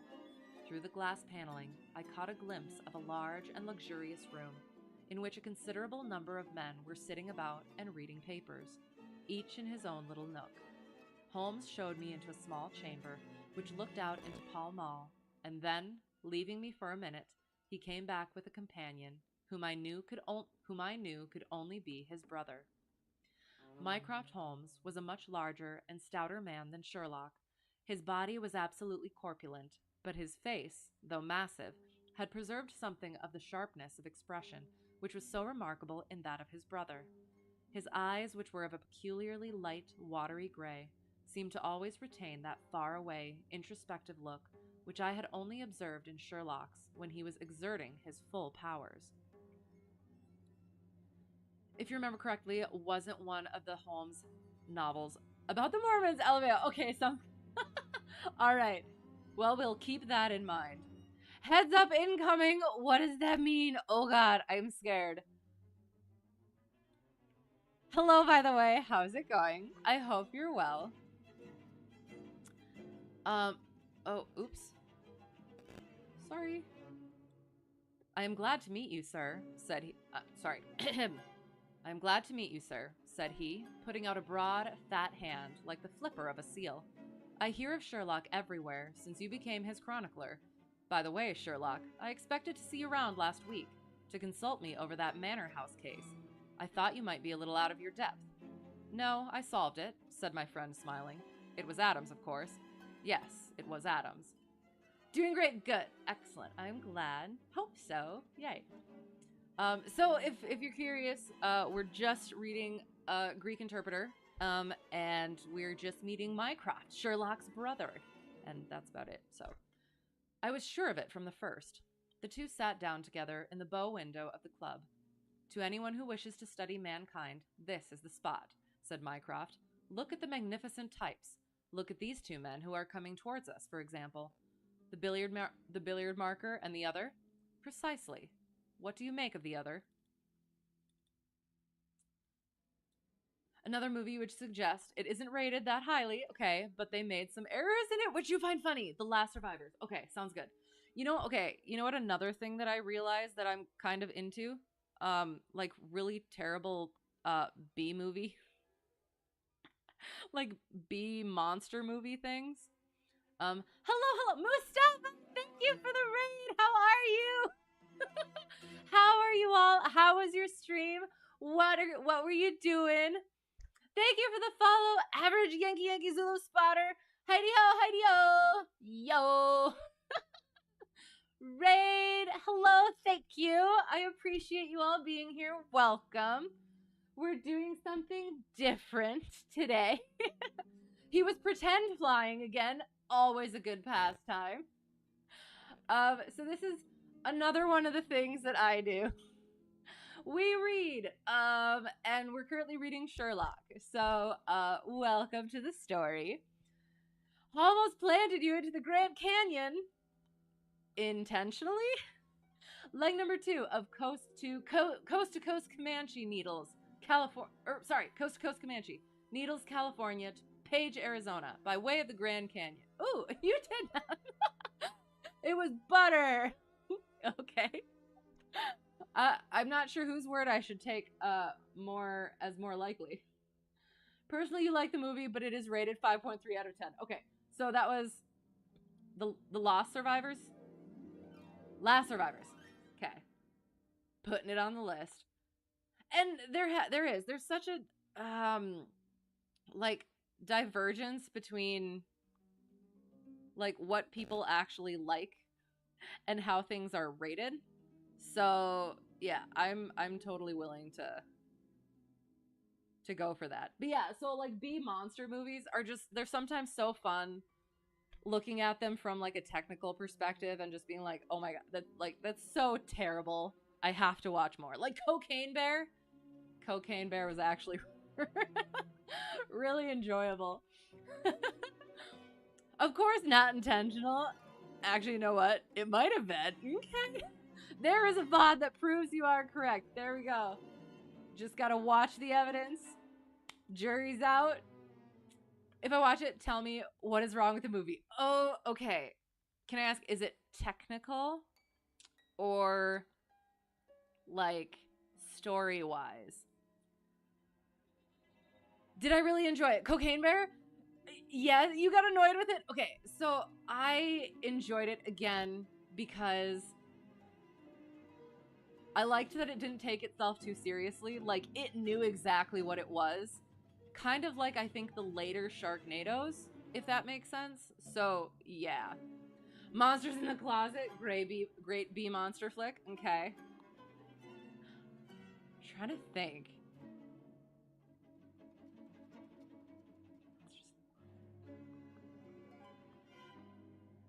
That's not the one with the one guy. Howie Mandel? No, that's different, isn't it? That's like Little Monsters or something, isn't it? Monsters in the Closet. Okay, I have it down. You mean you understand that it's so bad it's good? Right, and that's exactly what it was. And there may have been a little bit of libations, which is usually how that goes. So, at least that was the intention. Right. Yeah. That's basically what it is. I like laughing at movies just because I used to be into like the making of them and everything. So yeah, that's kind of it. It is airplane related. Um, is the Last Survivors? Is that the one? Is it a girl who flies and then plane crash? Because I have been told to watch that one. If that is the same one, never mind. That is a completely different one. Sorry. Um, okay, I did. Yes. Make sure I wrote it down. Thought I was talking about old bad B movies. Oh, yes, I like those as well. Like, if they're on TV and I'm in a mood for it, I'll just pop it on, and it's just so much fun to laugh at it and shake my head at it. I have no subs. I am not an affiliate. I could be, but I don't want to because I don't want ads. So, yeah, there's that. No plane crash. Okay. Sounds good. All right. Mystery Science Theater fan. Okay, so I will have to. I don't think I've ever actually had the pleasure of that, so I will have to look into that as well. We did. We got on this. We got on this because we're getting excited for Spooptober. And I like to make the most of it by watching as many spoopy, horror-y, make sure I enunciate that, stuff as possible. So, yes. So Mystery Science Theater, I will have to look into that as well. Any good airplane novels to read? I need to watch read Bat 21 so I can finally watch the movie at some point. Because it was a book. It was a book first. So there's that one. I have a couple of other ones that I have gotten, and it's like they're tales from a fighter pilot, so I'm not sure if they're like fiction or not. Other than that, I'm not sure. Stick and Rudder. Not necessarily a novel, but you like the Mystery Science Theater 3K shorts? Okay, I will have to look into that as well. Okay, y'all are indulging my need for Spooptober, but it is not even September yet. It almost is, but I need to keep. Must be excited for fall first, and then the Spoopins. Oh, okay.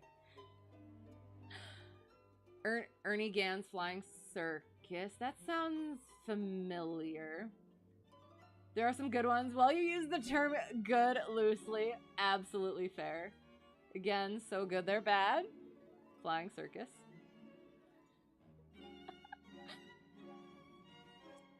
And there's a... can I just say Mystic? It looks like I could say Mystic. Channel on Twitch. Okay. That would be fun. Write that down too.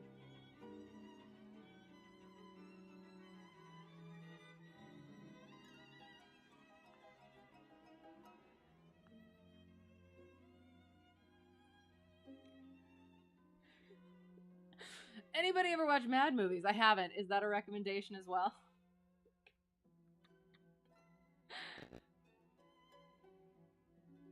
All right, I'm gonna write that down, and then we're gonna get at least a little bit more of the of the story read that we're reading. While y'all keep chatting. Didn't know that you're guessing it's the same showing. Oh, okay, excellent. That would be cool. And that's an interesting medium. I like it. Okay, all right, continuing. I appreciate you all being here. Again, we just met Mycroft and they're discussing things. So it was clearly Adams, and now they're talking about the people who are approaching them, the billiard marker, and what do you think of the other? The two men had stopped opposite the window. Some chalk marks over the waistcoat pocket were the only signs of billiards which I could see in one of them. The other was a very small, dark fellow, with his hat pushed back and several packages under his arm.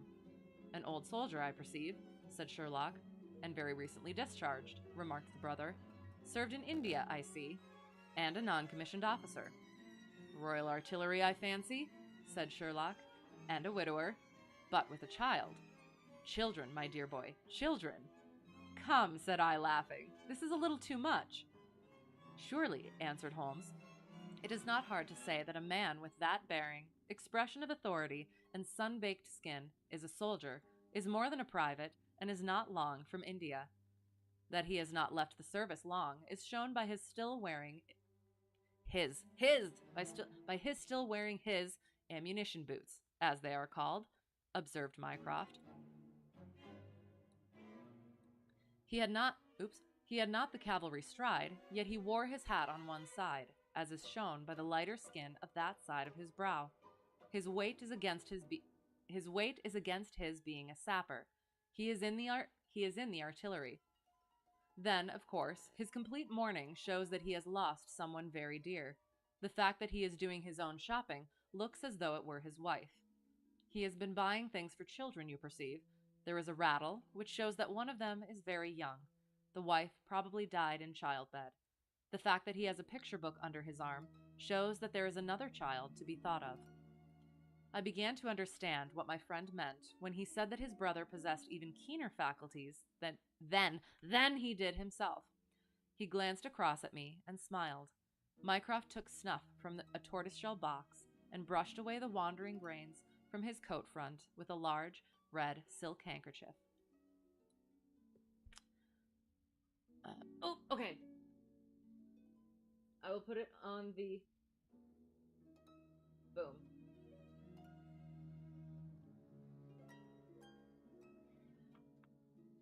A must-watch on stream? Are we watching it on stream after we read this one? Is that what's happening?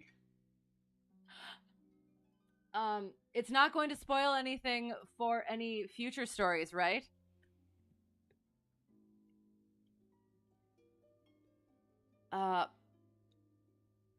Possibly currently showing teenage caveman. Oh, okay. See, and that's what I loved too about the older somewhat horror, somewhat monster stuff is like the titles of them where they're so like exactly what it is, but it ends up coming off so funny. So the difference between Mycroft and Sherlock is that Sherlock isn't a prick, you're seeing. Mycroft isn't a prick. I don't know. I guess that depends on how it's read. Because where was it? I did hear one thing in Mycroft. Well, okay, so hang on. So Sherlock said Sherlock, and then add a widower, and then but with a child. Children, my dear boy, children. So I don't know. Could you read that as being prickish? And no, like, so characterization of Sherlock, I feel it's a lot different in the actual stories, and to some degree there could be, you could take him as being a little bit prickish, but at the same time he does, as he said earlier, the whole logician thing. Sorry, where is it? Going back To the logician, all things should be seen exactly as they are, and to underestimate oneself is as much a departure from truth as to exaggerate one's own powers. And he said that in response because he himself said that Mycroft possesses that power of deduction in a greater degree than he does. So, I guess maybe I'm maybe I'm is conflating the right word? Prick and arrogant. I guess you can still be a prick without being arrogant. So perhaps we'll see how it continues to come off.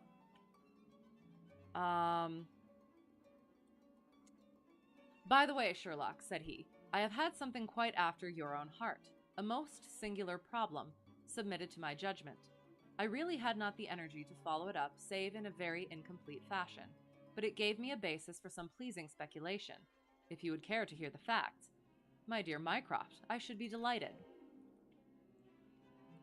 The brother scribbled a note upon a leaf of his pocketbook, and, ringing the bell, he handed it to the waiter. I have asked Mr. Melas to step across, said he. He lodges on the floor above me, and I have some slight acquaintance with him, which led him to come to me in his perplexity. Mr. Melas is a Greek by extraction, as I understand, and he is a remarkable linguist. He earns his living partly as interpreter in the law courts, and partly by acting as guide to any wealthy Orientals who may visit the Northumberland Avenue hotels. I think I will leave him to tell his very remarkable experience in his own fashion. A few minutes later, we were joined by a short, stout man whose olive face and coal-black hair proclaimed his southern origin, though his speech was that of an educated Englishman. He shook hands eagerly with Sherlock Holmes, and his dark eyes sparkled with pleasure when he understood that the specialist was anxious to hear his story. I do not believe that the police credit me. On my word, I do not, said he in a wailing voice. Just because they have never heard of it before, they think that such a thing cannot be. But I know that I shall never be easy in my mind until I know what has become of my poor man with the sticking plaster upon his face. I am all attention, said Sherlock Holmes. This is Wednesday evening, said Mr. Melas. Well then, it was Monday night. Wait, this is Wednesday evening, said Mr. Melas. Well then, it was Monday night, only 2 days ago, you understand, that all this happened. I am an interpreter, as perhaps my neighbor there has told you. I interpret all languages, or nearly all, but as I am a Greek by birth, and with a Grecian name, it is with that particular tongue that I am principally associated. For many years I have been the chief Greek interpreter in London, and my name is very well known in the hotels. It happens not infrequently, It happens not infrequently that I am sent for at strange hours by foreigners who get into difficulties, or by travelers who arrive late and wish my services. I was not surprised, therefore, on Monday night, when a Mr. Latimer, a very fashionably dressed young man, came up to my rooms and asked me to accompany him in a cab which was waiting at the door. A Greek friend had come to see him upon business, he said, and as he could speak nothing but his own tongue, the services of an interpreter were indispensable. He gave me to understand that his house was some little distance off, in Kensington, and he seemed to be in a great hurry, bustling me rapidly into the cab when we had descended to the street. I say into the cab, but I soon became doubtful as to whether it was not a carriage in which I found myself. It was certainly more roomy than the ordinary four-wheeled disgrace to London, and the fittings, though frayed, were of rich quality. Mr. Latimer seated himself opposite to me, and we started off through Charing Cross and up the Shaftesbury Avenue. We had come out upon Oxford Street, and I had ventured some remark as to this being a roundabout way to Kensington, when my words were arrested by the extraordinary conduct of my companion. He began by drawing a most formidable-looking bludgeon loaded with lead from his pocket, and switching it backward and forward several times, as if to test its weight and strength. Then he placed it without a word upon the seat beside him. Having done this, he drew up the windows on each side, and I found, to my astonishment, that they were covered with paper so as to prevent my seeing through them. I am sorry to cut off your view, Mr. Melas, said he. The fact is that I have no intention that you should see what the place is to which we are driving. It might possibly be inconvenient to me if you could find your way there again. That's friggin' ominous. As you can imagine, I was utterly taken aback by such an address.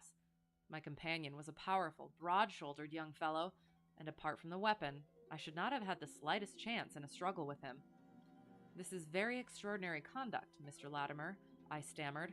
You must be aware that what you are doing is quite illegal.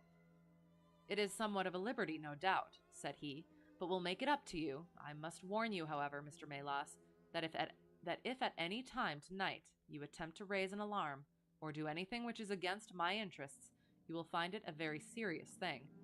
I beg you to remember that no one knows where you are, and that, whether you are in this carriage or in my house, you are equally in my power.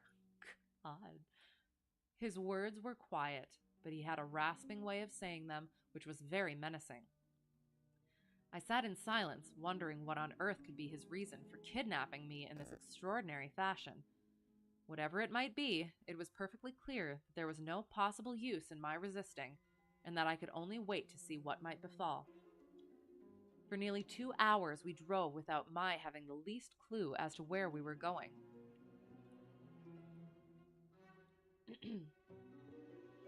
Sometimes the rattle of the stones told of a paved causeway, and at others our smooth, silent course suggested asphalt. But, save by this variation in sound, there was nothing at all which could in the remotest way help me to form a guess as to where we were. The paper over each window was impenetrable to light, and a blue curtain was drawn across the glasswork in front. It was 7:15 when we left Pall Mall, and my watch showed me that it was 10 minutes to 9 when we at last came to a standstill. My companion let down the window, and I caught a glimpse of a low, arched doorway with a lamp burning above it. As I was hurried from the carriage, it swung open, and I found myself inside the house, with a vague impression of a lawn and trees on each side of me as I entered. Whether these were private grounds, however, or bona fide country was more than I could possibly venture to say. Reminds me a little bit of... oh God, I'm trying to remember which one it was. There was another one. And I can't remember which one it was called. He bought the fancy paper. Oh, yes. I mean, wouldn't you? I can't. It happened by train, and then it was by horse. And I can't remember what it was. And there was the machine. There was the big machine in it. There was a colored gas lamp inside which was turned so low that I could see little save that the hall was of some size and hung with pictures. In the dim light, I could make out that the person who had opened the door was a small, mean-looking, middle-aged man with rounded shoulders. As he turned towards us, the glint of the light showed me that he was wearing glasses. "Is this Mr. Melas, Harold?" said he. "Yes." Well done. No ill will, Mr. Melas, I hope, but we could not get on without you. If you deal fair with us, you'll not regret it, but if you try any tricks, God help you." He spoke in a nervous, jerky fashion, and with little giggling laughs in between, but somehow he impressed me with fear more than the other. "What do you want with me?" I asked. "Only to ask a few questions of a Greek gentleman who is visiting us, and to let us have the answers. But say no more than you are told to say, or," here came the nervous giggle again, "you had better never have been born." I love that when it's, like, well written, and we'll see how it continues to go. Where, yeah, like, the menace is there more because of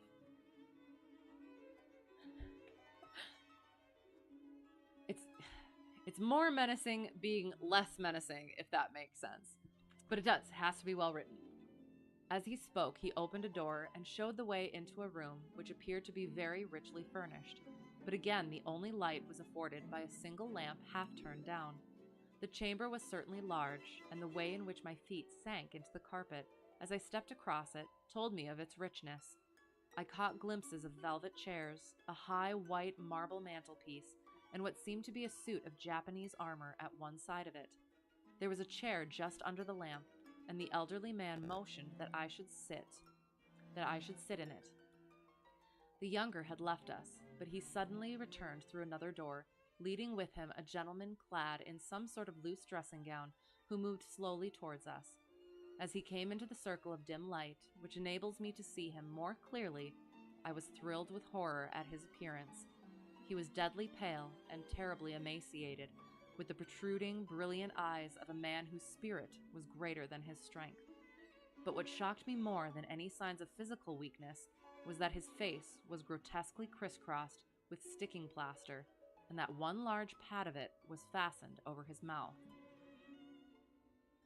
Oh, sorry for that bit. Oh, if that came through. No, it didn't. My chat bots are talking to me, I guess. Have you the slate, Harold? Cried the older man, as this strange being fell rather than sat down into a chair. Are his hands loose? Now then, give him the pencil. You are to ask the questions, Mr. Melas, and he will write the answers. Ask him first of all whether he is prepared to sign the papers. The man's eyes flashed fire. Never, he wrote in Greek upon the slate. On no condition, I asked at the bidding of our tyrant. Only if I see her married in my presence by a Greek priest whom I know. I also wanted to say, I love this writing up in here. So good. Okay. So, only if I see her married in my presence by a Greek priest whom I know. The man giggled in his venomous way. You know what awaits you, then. I care nothing for myself. These are samples of the questions and answers which made up our strange, half-spoken, half-written conversation. Again and again, I had to ask him whether he would give in and sign the documents. Again and again, I had the same indignant reply. But soon a happy thought came to me. I took to adding on little sentences of my own to each question, innocent ones at first, to test whether either of our companions knew anything of the matter. And then, as I found that they showed no signs, I played a more dangerous game. Our conversation ran something like this. You can do no good by this obstinacy. Who are you? I care not. I am a stranger in London. Your fate will be upon your own head. How long have you been here? Let it be so. 3 weeks. The property can never be yours. What ails you? It shall not go to villains. They are starving me. You shall go free if you sign. What house is this? I will never sign. I do not know. You are not doing her any service. What is your name? Let me hear her say so. Cratides. You shall see her if you sign. Where are you from? Then I shall never see her. Athens. Sorry, 1 second, let me check. Let me check my box. Okay. I think we're okay.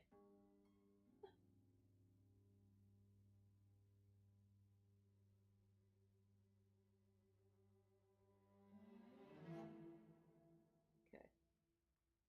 Sorry, I realized I should be paranoid if things pop up like that.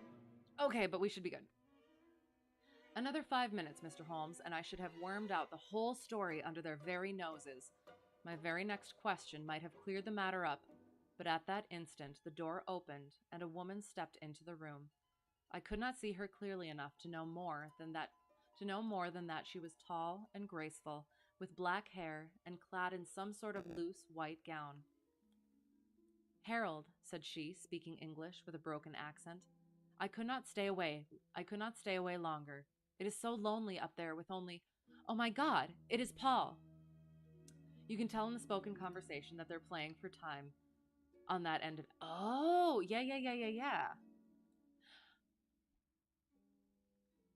Good call. Okay, definitely. Ooh, interesting. Now we see. These last words were in Greek, and at the same instant, the man, with a convulsive effort, tore the plaster from his lips and screaming out, Sophie, Sophie, rushed into the woman's arms. Their embrace was but for an instant, however, for the younger man seized the woman and pushed her out of the room, while the elder easily overpowered his emaciated victim and dragged him away through the other door. For a moment, I was left alone in the room, and I sprang to my feet with some vague idea that I might in some way get a clue to what this house was. Sorry. For a moment, I was left alone in the room, and I sprang to my feet with some vague idea that I might in some way get a clue to what this house was in which I found myself. Fortunately, however, I took no steps, for looking up, I saw that the older man was standing in the doorway, with his eyes fixed upon me. "That will do, Mr. Melas," said he. "You perceive that we have taken you into our confidence over some very private business. We should not have troubled you, only that our friend who speaks Greek and who began these negotiations has been forced to return to the East. It was quite necessary for us to find someone to take his place, and we were fortunate in hearing of your powers." I bowed.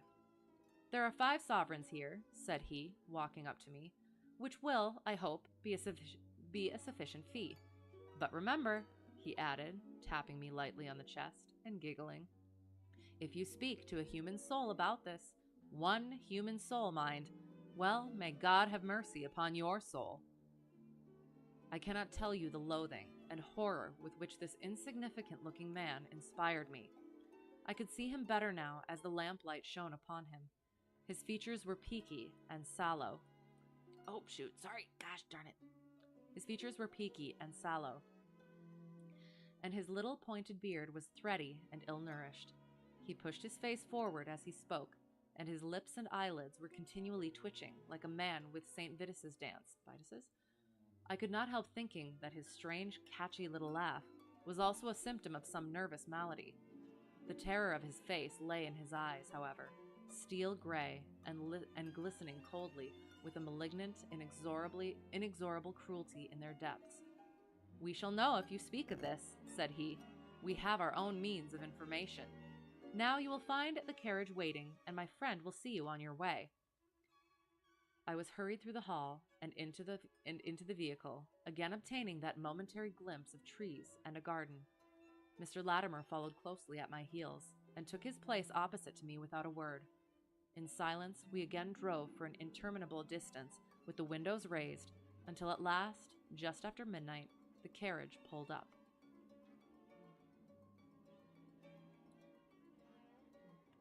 You will get down here, Mr. Melas," said my companion. "I am sorry to leave you so far from your house, but there is no alternative. Any attempt upon your part to follow the carriage can only end in injury to yourself." He opened the door as he spoke, and I had hardly time to spring out when the coachman lashed the horse and the carriage rattled away. I looked around me in astonishment. I was on some sort of a heathy common mottled over with dark clumps of furze bushes. Far away stretched a line of houses, with a light here and there in the upper windows. On the other side, I saw the red signal lamps of a railway. The carriage which had brought me was already out of sight. I stood gazing round and wondering where on earth I might be, when I saw someone coming towards me in the darkness. As he came up to me, I made out that he was a railway porter. "Can you tell me what place this is?" I asked. "Wandsworth Common," said he. "Can I get a train into town?" "If you walk on a mile or so to Clapham Junction," said he, "you'll just be in time for the last to Victoria." So that was the end of my adventure, Mr. Holmes. I do not know where I was, nor whom I spoke with, nor anything save what I have told you, but I know that there is foul play going on, and I want to help that unhappy man if I can. I told the whole story to Mr. Mycroft Holmes next morning, and subsequently to the police. Uh-oh. We shall see.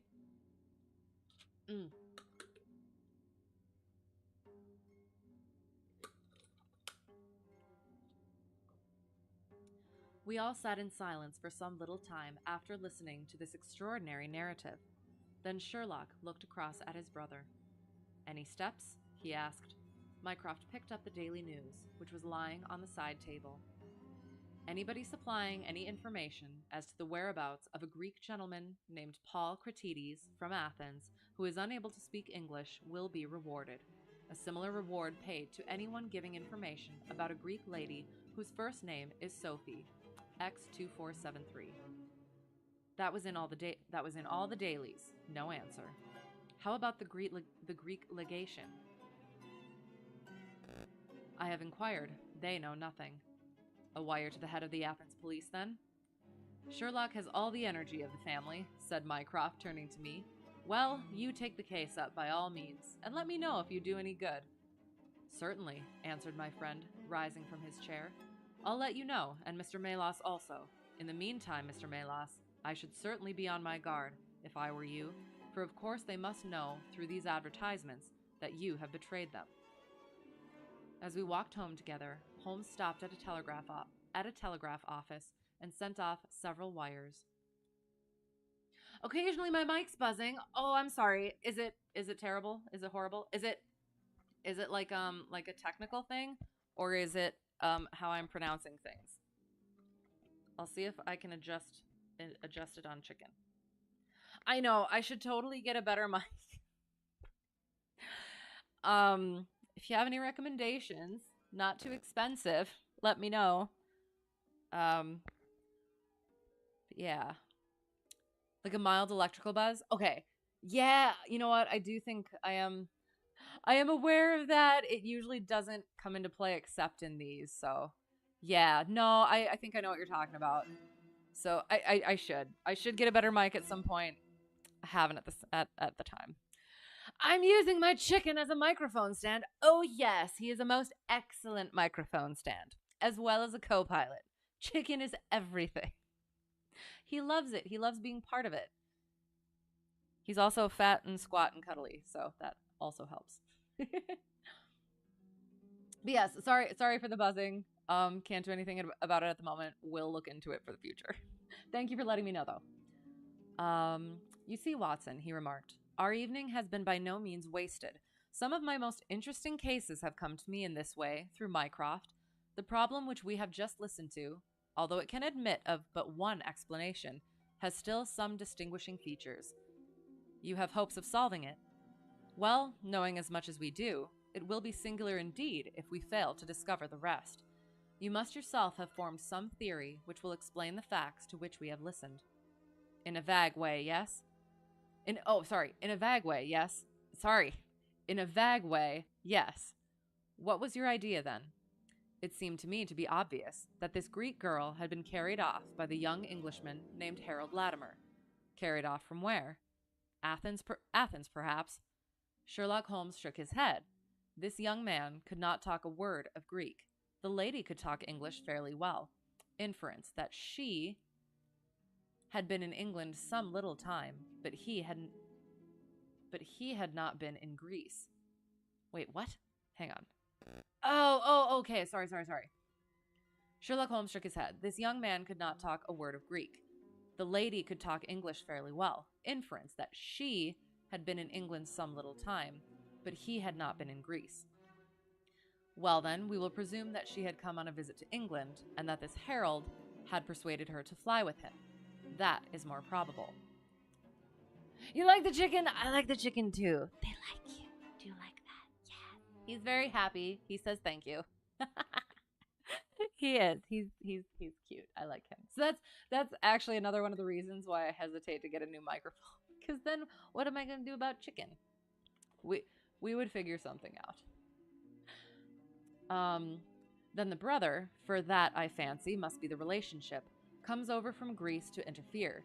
He imprudently puts himself into the power of the young man and his older associate. They seize him and use violence towards him in order to make him sign some papers to make over the girl's fortune, of which he may be trustee to them. This he refuses to do. In order to negotiate with him, they have to get an interpreter, and they pitch upon this Mr. Melas, having used some other one before. The girl is not told of the arrival of her brother, and finds it out by the merest accident. Excellent, Watson, cried Holmes. I really fancy that you are not far from the truth. You see that we hold all the cards, and we have only to fear some sudden act of violence on their part. If they give us time, we must have them. But how can we find where this house lies? Well, if our conjecture is correct, and the girl's name is, or was, Sophie Cratides, we should have no difficulty in tracing her. That must be our main hope, for the brother is, of course, a complete stranger. It is clear that some time has elapsed since this Harold established these relations with the girl, some weeks at any rate, since the brother in Greece has had time to hear of it and come across. If they have been living in the same place during this time, it is probable that we shall have some answer to Mycroft's advertisement. We had reached our house in Baker Street while we had been talking. Holmes ascended the stair first, and as he opened the door of our room, he gave a start of surprise. Looking over his shoulder, I was equally astonished. His brother Mycroft was sitting smoking in the armchair. "Come in, Sherlock. Come in, sir. Come in, Sherlock. Come in, sir," said he blandly, smiling at our surprised faces. "You don't expect such energy from me, do you, Sherlock? But somehow this case attracts me. How did you get here? I passed you in a hansom." I can just imagine him, probably seeing them on the way, just giggling to himself. "In a very proper English way. There has been some new development. I had an answer to my advertisement." "Ah." "Yes, it came within a few minutes of your leaving." "And to what effect?" Mycroft Holmes took out a sheet of paper. "Here it is," said he, written with a J pen on royal cream paper by a middle-aged man with a weak constitution. "Sir," he says, "in answer to your advertisement of today's date, I beg to inform you that I know the young lady in question very well. If you should care to call upon me, I could give you some particulars as to her painful history.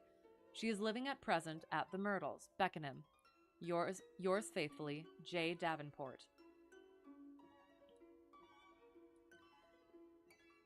"He writes from Lower Brixton," said Mycroft Holmes. "Do you not think that we might drive to him now, Sherlock, and learn these particulars?" "My dear Mycroft, the brother's life is more valuable than the sister's story. I think we should call at Scotland Yard for Inspector Gregson, and go straight out to Beckenham. We know that a man is being done to death, and every hour may be vital." "Better pick up Mr. Melas on our way," I suggested. "We may need an interpreter."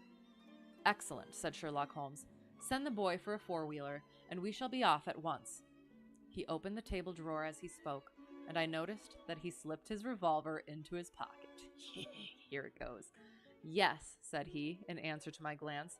"I should say from what we have heard that we are dealing with a particularly dangerous gang." It was almost dark before we found ourselves in Pall Mall, in the rooms of Mr. Melas. A gentleman had just called for him, and he was gone. Uh-oh. "Can you tell me where?" asked Mycroft Holmes. "I don't know, sir," answered the woman who had opened the door. "I only know that he drove away with a gentleman in a carriage." "Did the gentleman give a name?" "No, sir." He wasn't a tall, handsome, dark young man?" "Oh, no, sir. He was a little gentleman, with glasses, thin in the face, but very pleasant in his ways, for he was laughing all the time that he was talking." There should be an extra L, but that was so good. Come along, cried Sherlock Holmes abruptly.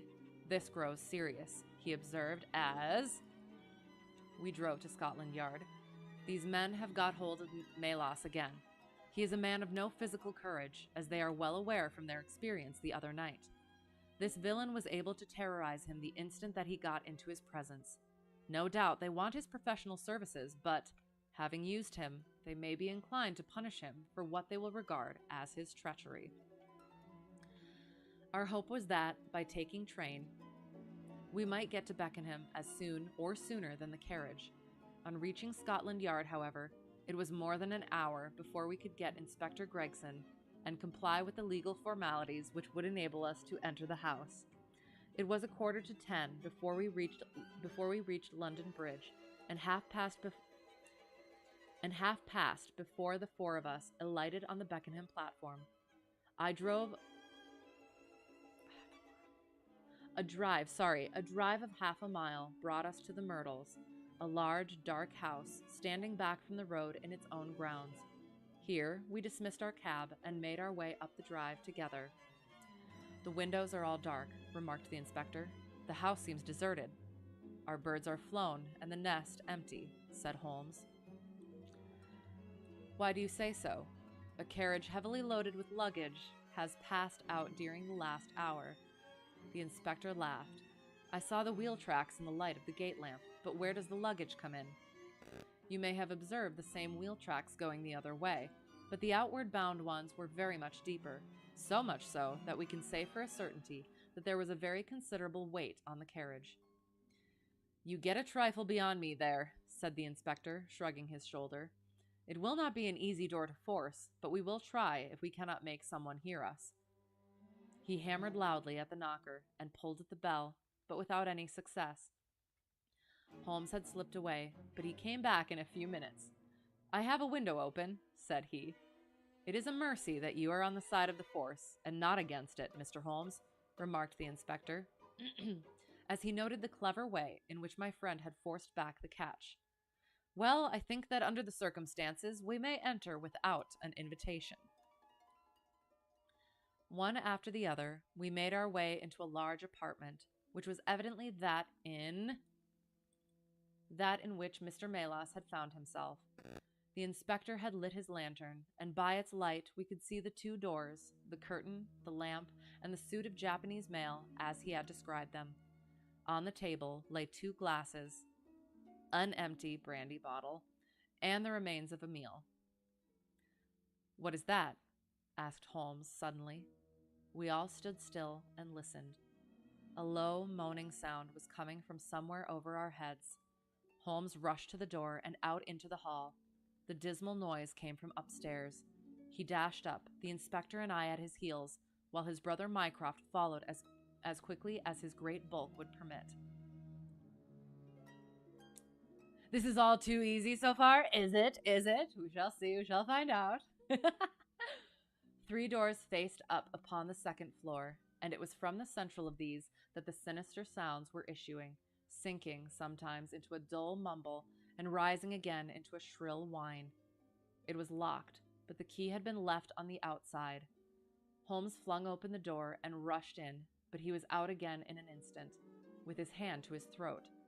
It's charcoal, he cried. Give it time. It will clear. Peering in, we could see that the only light in the room came from a dull blue flame which flickered from a small brass tripod in the center. It threw a livid, unnatural circle upon the floor, while in the shadows beyond we saw the vague loom of 2 figures which crouched against the wall. From the open door there reeked a horrible, poisonous exhalation which set us gasping and coughing. Holmes rushed to the top of the stairs to draw in the fresh air, and then, dashing into the room, he threw up the window and hurled the brazen tripod out into the garden. You've never read this before. You're just guessing that it won't be this easy. Oh, you never know, because I've read these before, but it is what I love most about these is that even if you do figure out the ending, it's still so good. So it might be. It's the writing itself that's so great. It might not be twisty, puzzly too much, but it is still good. But yes, you'll have to let us know if you got it right. We can enter in a minute, he gasped, darting out again. Where is a candle? I doubt if we could strike a match in that atmosphere. Hold the light at the door and we shall get them out, Mycroft. Now. With a rush, we got to the poisoned men and dragged them out into the well-lit hall. Both of them were blue-lipped and insensible, with swollen, congested faces and protruding eyes. Indeed, so distorted were their features that, save for his black beard and stout figure, we might have failed to recognize in one of them the Greek interpreter who had parted from us only a few hours before at the Diogenes Club. His hands and feet were securely strapped together, and he bore over one eye the marks of a violent blow. The other, who was secured in a similar fashion, was a tall man in the last stage of emaciation, with several strips of sticking plaster arranged in a grotesque pattern over his face. He had ceased to moan as we laid him down, and a glance showed me that for him, at least, our aid had come too late. Oh. Mr. Melas, however, still lived, and in less than an hour, with the aid of ammonia and brandy, I had the satisfaction of seeing him open his eyes, and of knowing that my hand had drawn him back from that dark valley in which all paths meet. It was a simple story which he had to tell, and one which did but confirm our own deductions. His visitor, on entering his rooms, had drawn a life preserver from his sleeve, and had so impressed him with the fear of instant and inevitable death that he had kidnapped him for the second time. Indeed, it was almost mesmeric, the effect which this giggling ruffian had produced upon the unfortunate linguist, for he could not speak of him save with trembling hands and a blanched cheek. He had been taken swiftly to Beckenham, and had acted as interpreter in a second interview, even more dramatic than the first, in which the two Englishmen had menaced their prisoner with instant death if he did not comply with their demands. Finally, finding him proof against every threat, they had hurled him back into his prison, and after reproaching Melas with his treachery, which appeared from the newspaper advertisement, they had stunned him with a blow from a stick, and he remembered nothing more until he found us bending over him. And this was the singular case of the Grecian interpreter, the explanation of which is still involved in some mystery. We were able to find out, by communicating with the gentleman who had answered the advertisement, that the unfortunate young lady came of a wealthy Grecian family, and that she had been on a visit to some friends in England. While there, she had met a young man named Harold Latimer, who had acquired an ascendancy over her, and had eventually persuaded her to fly with him. Her friends, shocked at the event, had contented themselves with informing her brother at Athens, and had then washed their hands of the matter.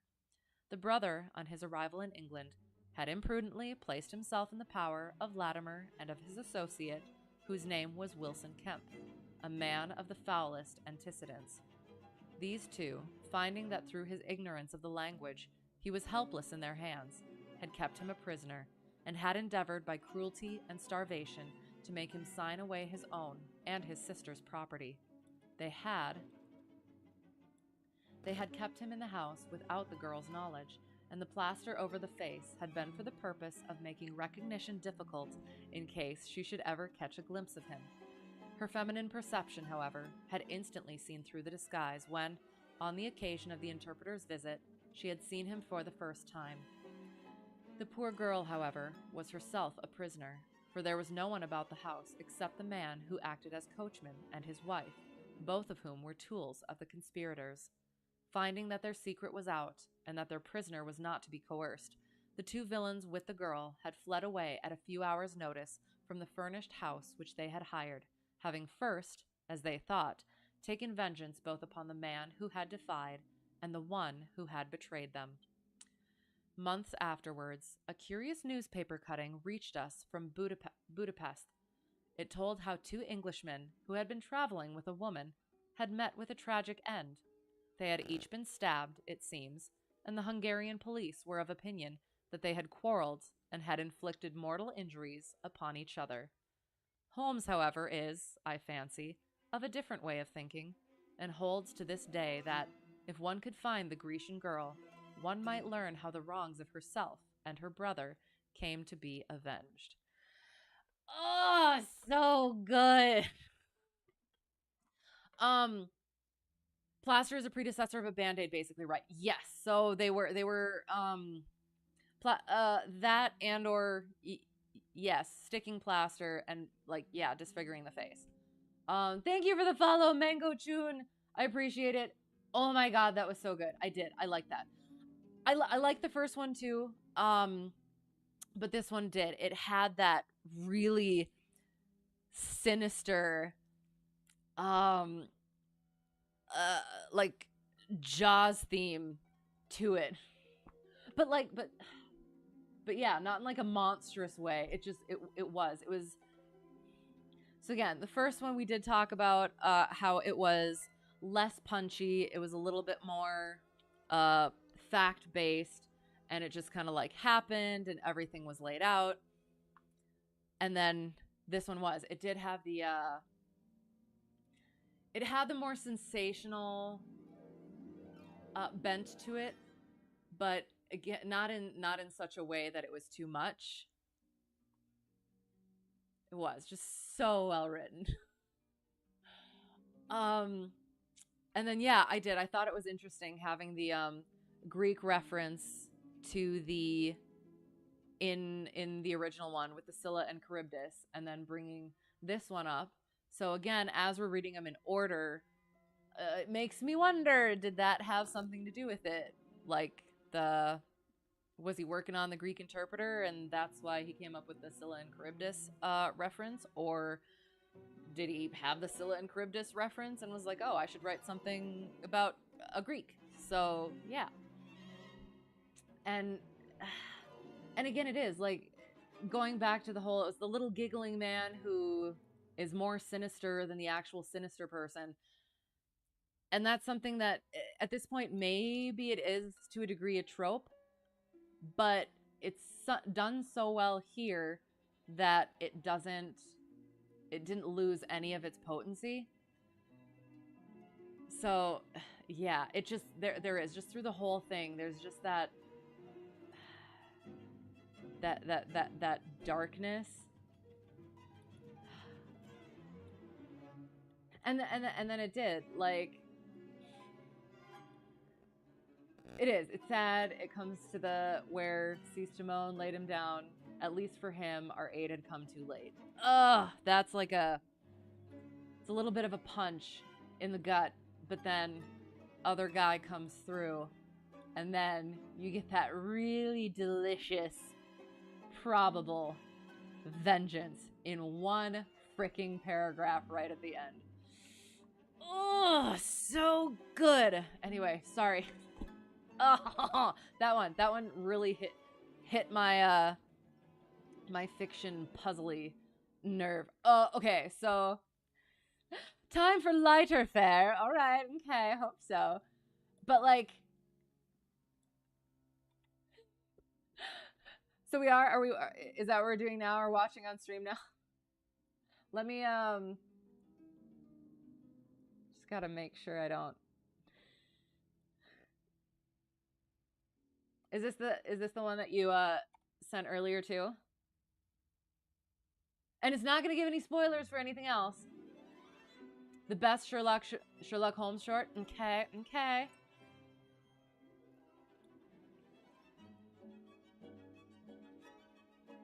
Let me get everything together. Nope, I don't want captions. Settings. Looks. 480 is what we get. Back in the day, classicism was shoved into education. That's part of it. For which part? I'm sorry. What was I babbling about? The well written or the trope? That it became a trope? So, yes. Oh no. What? I'm sorry. I'm babbling without reading. The part of the Greek references. Oh, fair. Right. Yeah. And it is like I studied English in school, and that was a big part of it. That's why I did, and I was also in theater, so definite combo. So I used to know more of it, and it did end up coming up a lot. So yeah, but it is good though. There's so much to it. So yes, so we're watching the thing. I have to go to bed though. It's 21 minutes.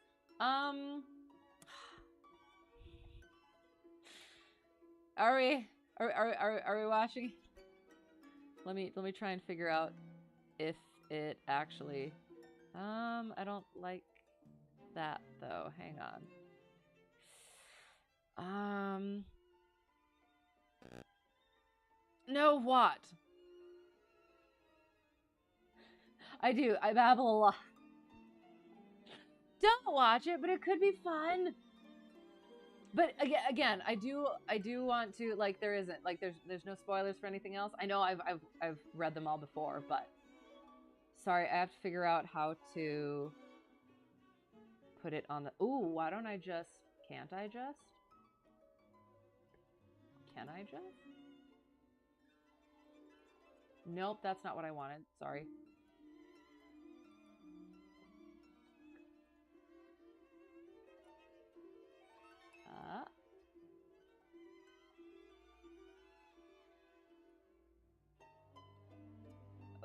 nope, that's not gonna work. Oh, sorry, hang on. Sorry, I have to figure out a new discard the changes.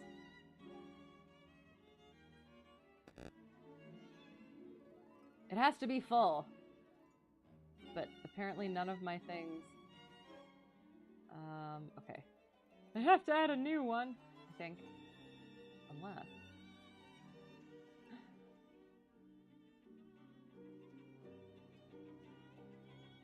Maybe this one?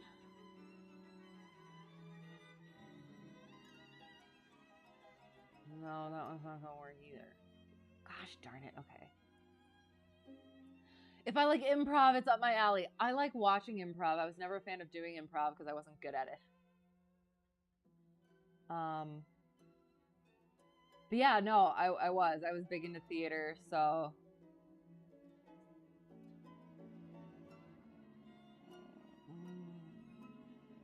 I'll just make a new one. Sorry.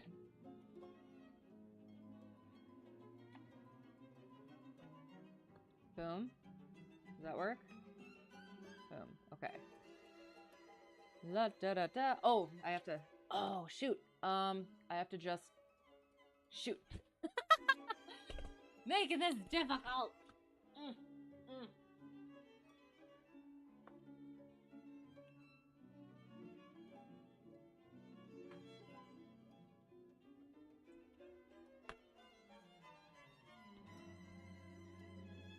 Watch on my own, give you a review. It's from the 70s. Okay.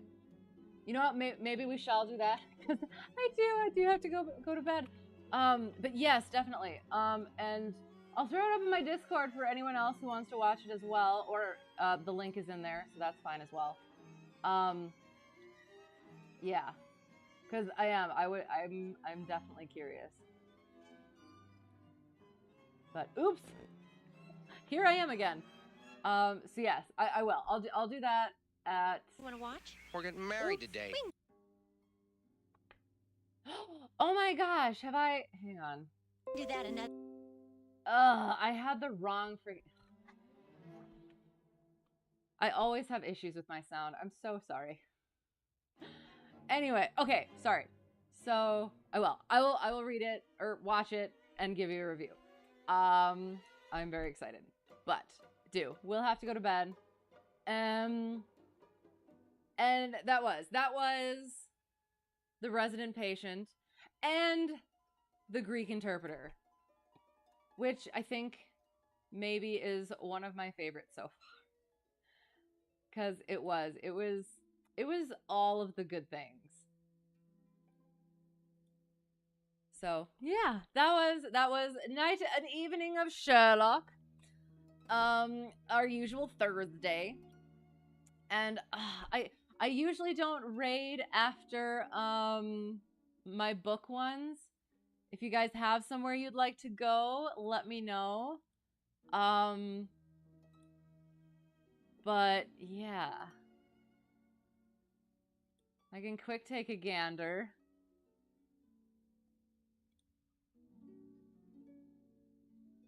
But otherwise I might have to just leave it.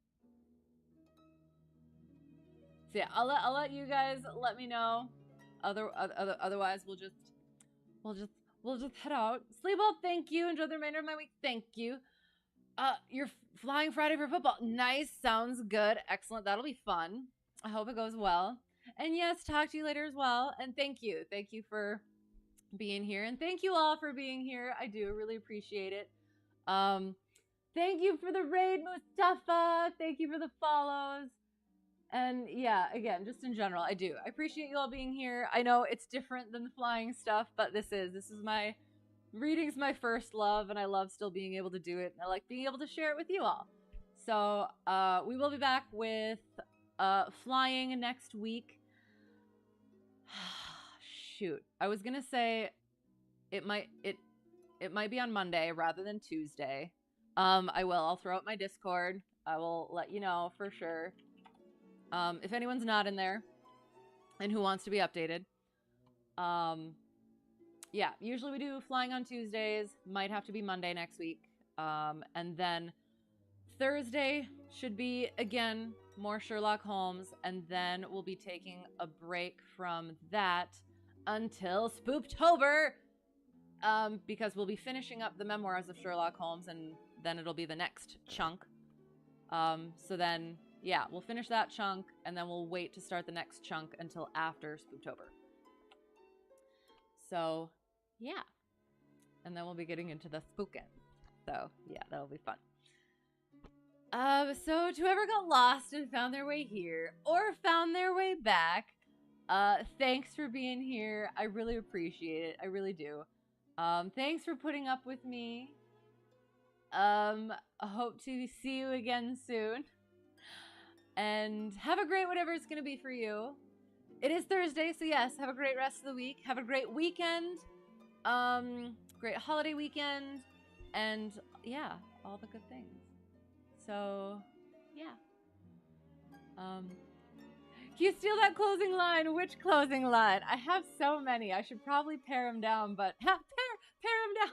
Sorry. If you ever stream, which one? I suppose I don't care. I don't own any of them. If you ever stream, do it. It's a lot of fun. Just figure out what you like, and then you get to find people that like it. The one I just said, I babbled out a bunch, so I'm not sure. Okay, I'll run over them. Whoever got lost and found their way here, found their way back. Thanks for being here. Thanks for putting up with me. If I've forgotten anything, brain is mush.